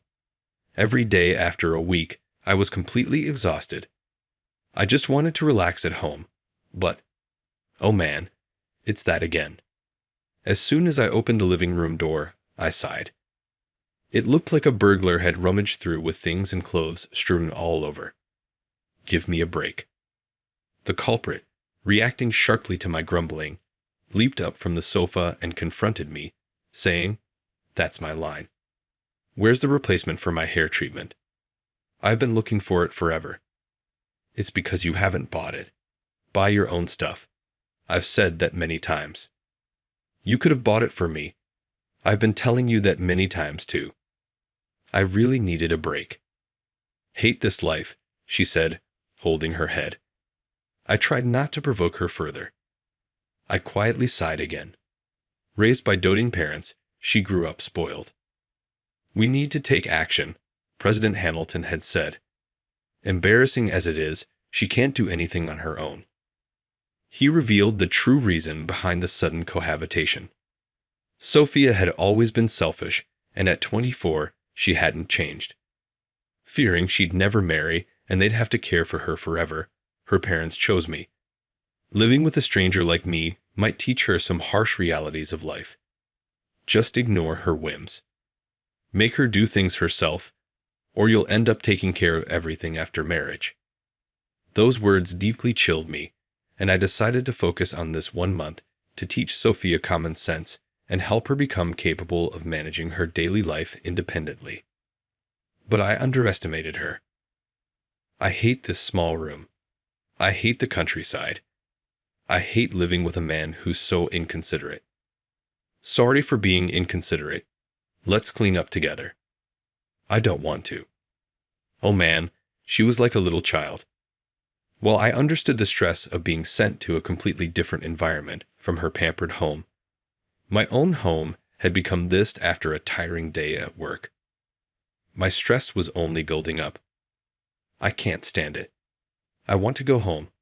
I can't last another 3 weeks. "That's exactly what I'm thinking," I muttered. She screamed and threw a cushion at me. Despite the situation, I endured, remembering the president's favor and my love at first sight for her. But even I had my limits. There's no way I'm doing that anymore. It all started with that statement from her. When I got home from work, the plastic bag that was in the fridge in the morning was gone. When I asked Sophia, she said, "I threw it away." "Threw it away? Really? It's trash day, right? I took it out for you along with that." "What are you doing?" Startled by my loud voice, she trembled. "Why are you angry?" "I took out the trash properly." "That's not the point. Why did you throw it away? That's what I'm asking." "Just because I don't eat that kind of thing. Such cheap snacks." What she had thrown away were prototype products I had received from a colleague. "Since you came, I've been inspired to try harder myself. I've been experimenting with new product ideas, so if you'd like." Despite such words, eating those snacks at night was something I looked forward to. It motivated me, made me want to work harder. "Just stop it already. It's not always about you. Think about others for once." This was the first time I had ever yelled at her. The small stresses that had been building up exploded because of this incident, and it must have been the first time she had ever been yelled at. Her eyes, wide in shock, quickly filled with tears. "I didn't know that. You never told me." Seeing her tears start to fall, my anger quickly cooled. Indeed, I hadn't told her, thinking she wouldn't be interested anyway. And I did take out the trash properly. I hadn't told her that today was the day for burnable trash, assuming it would be pointless to tell her. I had planned to take it out myself, but forgot the bag at the entrance. Was this the only thing where I thought, as long as I know, it's fine? Living together isn't supposed to be like that, right? Huh. "Sophia, do you even know where the store is?" At my question, her face showed a sudden realization. Indeed, I was the only one who knew, and I hadn't told her. In that case, she couldn't possibly go shopping by herself. Do you know how to use online shopping sites? I don't know. How about using a map app? No idea. She didn't know anything. Those words were more directed at myself. I hadn't taught her anything, nor did I understand what she didn't know. Yet, we had been living together for 2 weeks. I appreciate you taking out the trash. I should have said that first. It was so heavy, and it was hard to carry it all the way down. But if you had asked before throwing it away, from now on I'll let you know what not to throw out. The shampoo is also almost gone. Let's go buy some together on Saturday. I'll show you around town. I've gotten quite familiar with it. Okay. From that day on, Sophia and I slowly started to talk, likes and dislikes, what we wanted and didn't want from each other, what each of us could and couldn't do. I had thought Sophia couldn't do much, but it turned out she was good at calculations. I was good at math. It seemed pointless after graduation, though. That's not true. Can I trust you to handle our budget? I tend to overspend. If I must. If you can't do it, I guess I'll have to. Despite her sarcastic tone, her face seemed a bit softer. What was missing was perhaps knowing and relying on each other. Proof of that, we grew closer day by day. Before I knew it, a year had passed since we started living together. Sophia didn't say anything about it. Spending time together had become so normal for us. At the same time, I was so engrossed in work that I lost track of time. The development department, long treated as a backwater, started moving again. As one of the team members, I was put in charge of several products. Little did I know, one of them would become the company's biggest hit since its founding. The person who had relegated me to this position must not have expected this. Oh dear, here, it's so good I could eat it forever. You're eating it again, Sophia. It's kind of embarrassing, but it's delicious. I used to think I didn't like snack foods, but I love these. Sophia smiled, munching on the snack I had developed. Behind the product's success was, in fact, her involvement. It's thanks to you helping with the prototypes that we could maximize the taste and texture. Thank you so much. I didn't really do anything special. Growing up as a gourmet, she has sharp taste buds and a wealth of culinary knowledge. Aimed to make a snack that even she would be satisfied with, developed with that concept, a chocolate with a luxurious feel unlike anything in our previous lineup. Targeting a social media appeal paid off, especially with the younger generation. I'll keep working hard, not just for the customers, but especially to make you happy, Sophia. Okay, Sophia, keep it up. I think I should cut back on sweets. I've gained a little weight recently. That's not true. Good night. Leaving behind a snack she loved, Sophia left the living room. She had been working hard on house chores recently. She must be tired. That's what I thought, but Sophia looked lonely. At that moment, I didn't realize it until she had disappeared from home. Sophia, in the now tidy living room, only my voice echoed. With continuous overtime lately, we hardly talked.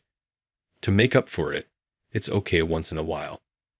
I thought buying her favorite sweets on my way home, but what awaited me was an empty room. I'm going back to my parents' house. A neatly written note left on the table. It was her handwriting. No way. I felt like the ground was crumbling beneath me. She had finally had enough of me. Before I knew it, I was running out of the condo, Sophia. Jumping into my car, I sped through the night. My destination was clear. Her family house, the Hamilton residence. No matter how late it was, I had no choice but to go. Sophia, it's me. Hours later, I arrived, pounding on the mansion's door, calling out repeatedly. But Sophia didn't come out. The one who appeared at the door was her father, President Hamilton. "What time do you think it is?" he asked. "I'm sorry, President. Is Sophia back?" Sophia returned in the evening. "Can I see her? I need to apologize to her. I won't let you meet my daughter." With a deep frown and in a low voice, President Hamilton spoke to me. It was clear he was angry with me. He had asked her why she returned. "I'm so sorry, President." I apologized deeply, genuinely remorseful. I had made her feel lonely. I had pushed her to the point of suddenly going back to her parents. I said, "No, it wasn't sudden. She must have been struggling for a long time. It's just that I didn't notice. I'm really sorry." I kept apologizing again and again, but the president's anger did not subside. "David, I am disappointed in you. I hear you made my daughter do all the housework. Her hands are rough and chapped, pitiful. Maybe she left because of that. You were so focused on work you treated her like a maid. I wanted her to learn about the hardships of life, not just to suffer. Didn't you understand that? The fact that she lost weight since we last met is proof she was only struggling. You can't make her happy. That much is clear." Then the president said the words I feared the most. "Consider the marriage arrangement as if it never happened. Please wait, President. Give me another chance. Go home and don't involve yourself with my daughter ever again." As I pleaded, he mercilessly closed the door. Then, at that moment, a figure dashed down the corridor and clung to the president.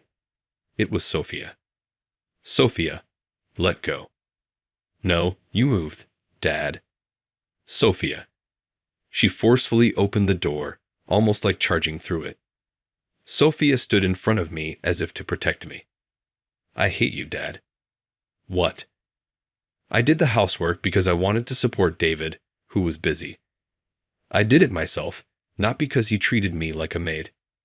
I lost weight because I was dieting. I didn't want him to think I was getting fat. And you're saying such horrible things to him. I hate you, Dad." Tears streamed down her face as she raised her voice. Shocked by her words of hate, President Hamilton turned pale, even visible in the dim light. "Sophia." He slumped down at the entrance, ignoring her father. Sophia turned to me. "I'm sorry for leaving so suddenly." "Sophia, why? After all, it's my fault." "No, it's not that. It's just, I no longer have a reason to be with you." "What? The reason?" "Sophia and I were together because her father was supporting me.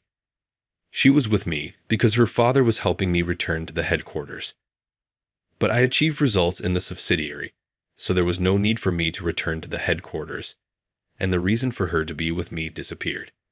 Thinking so, she decided to return to her parents' home on her own. See, I've become quite capable, hadn't I? I don't throw tantrums anymore.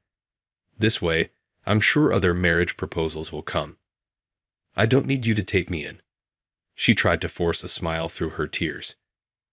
I couldn't stay silent when the person I love had such a face. "I love you, Sophia." "What?" "I love you. That's why I want to be with you. Isn't that reason enough? You love me. You, David?" "Yes, I couldn't have lived with someone I didn't love for a whole year." Hearing this, Sophia's eyes overflowed with even bigger tears. "Yes, I love you too, David. Very much." Finally, she confessed. "Ha!" From behind Sophia, President Hamilton let out an exasperated voice. "Confessed? What do you mean, President?" "David, Sophia said she returned because she hated you, but that didn't sit right with me. I played the villain deliberately to make her confess the real reason." "What?" She looked bewildered, and her tears stopped suddenly. So all the president's words earlier were an act. Sophia has always been spoiled, but she's a delicate girl at heart. She might run away every time something happens, but if you're okay with that, I'd like to entrust her to you, David." "What?" I couldn't fully grasp the president's words and tilted my head. Seeing this, he muttered, "I wasn't wrong about you." "What do you mean?" "I thought you were someone I could trust my daughter to." Saying so, he revealed for the first time the reason he chose me as Sophia's matchmaking partner. "Every time you visited our company, you greeted everyone politely, including the cleaners and younger employees whom many think are okay to treat rudely. that caught my eye. First, once I saw you outside the company, you didn't hesitate to guide an elderly person who was lost to the police station, despite apparently being in a hurry for work. Ah, those words remind me of an incident from about 2 years ago. Indeed, as he said, I was in a hurry to a client's place. Helping that elderly lady made me a bit late for the appointment, but I did it anyway. Many people act kindly in front of others, but when no one's watching, they tend to ignore others' struggles. You're kind to others whether someone is watching or not. Such people are rare. That's why I don't think other marriage proposals are likely. Sophia, Dad, he chuckled and gently stroked Sophia's hair. Then suddenly, he begged me with tears. President, it's because you're such a person that I want to entrust my daughter to you. Please marry Sophia. Dad, I wanted to say that. Pouting, Sophia made a gesture of annoyance, but soon she smiled. David, will you marry me? I want to be a family where we can talk about anything, so I won't run away anymore. Sophia, that's what I wanted to say at that. President Hamilton chuckled. You two are well matched. I laughed too, and the entrance was filled with smiles. Then Sophia and I returned to the condo together. After that, due to my achievements and significantly boosting sales at the subsidiary, I was called back to the headquarters. Then I was set to face off directly with that person. I never expected you to return so soon. It's been a while. Manager Parker glared at me with a pained expression. As I suspected, it was you hiding my thoughts. I responded calmly, you seem to have done quite well. What tricks did you use? Did you steal credit from others, or did you resort to some dishonesty? No way. I'm not just like you, who stole the business of Hamilton Foods from me. What? Just a slight provocation, but clearly, his face changed color. I achieved it through my abilities and a bit of good luck, unlike you, who can't beat his subordinates without falsifying order forms. How dare you? The director's face quickly turned red. The next moment, he lunged at me and began yelling at close range. You insolent. You want to be demoted again? Next time, it won't be just a subsidiary. I'll send you to a remote factory or a tough form. And this time you won't return until you quit. David, I recorded that statement just now. What? As I pulled out the recorder from my pocket, he released his grip, looking dumbfounded. Yes, I had been recording from the start. I provoked the director intentionally to elicit a confession that he had orchestrated my demotion. And there's solid evidence of the falsification of the order forms. What? There was a history of his PC accessing the online order forms and altering the figures. This was revealed thanks to President Hamilton's suggestion for an investigation into the company. Anticipating a confrontation with the director, I had thoroughly prepared. I will fight this thoroughly. I won't just accept defeat anymore. I have someone to protect now. She cheered me on to do my best today. What are you babbling about, Parker? What? I'm busy now. Huh. As he panicked, an executive tapped his shoulder from behind. Then Parker was escorted to another room. In a subsequent meeting, my recording was acknowledged as significant evidence, and his punishment was decided. He left the company, replaced by me. Eventually, I returned to the sales department and started working hard again. Utilizing my experience from the subsidiary, I secured even more contracts than before. Sophia and I are now officially engaged, and our dealings with Hamilton Foods are going smoothly. Soon, I will be calling President Hamilton father. I like the proverb, kindness is never wasted. I wasn't kind to others just because I wanted something in return, but there was someone watching over me, bringing me the greatest happiness. So, I believe that being kind to others isn't always a loss, even if it might seem so at first. I'll make my loved ones happy, just as those who brought me happiness did. I want to spend increasingly happy days together with them. That's what I think.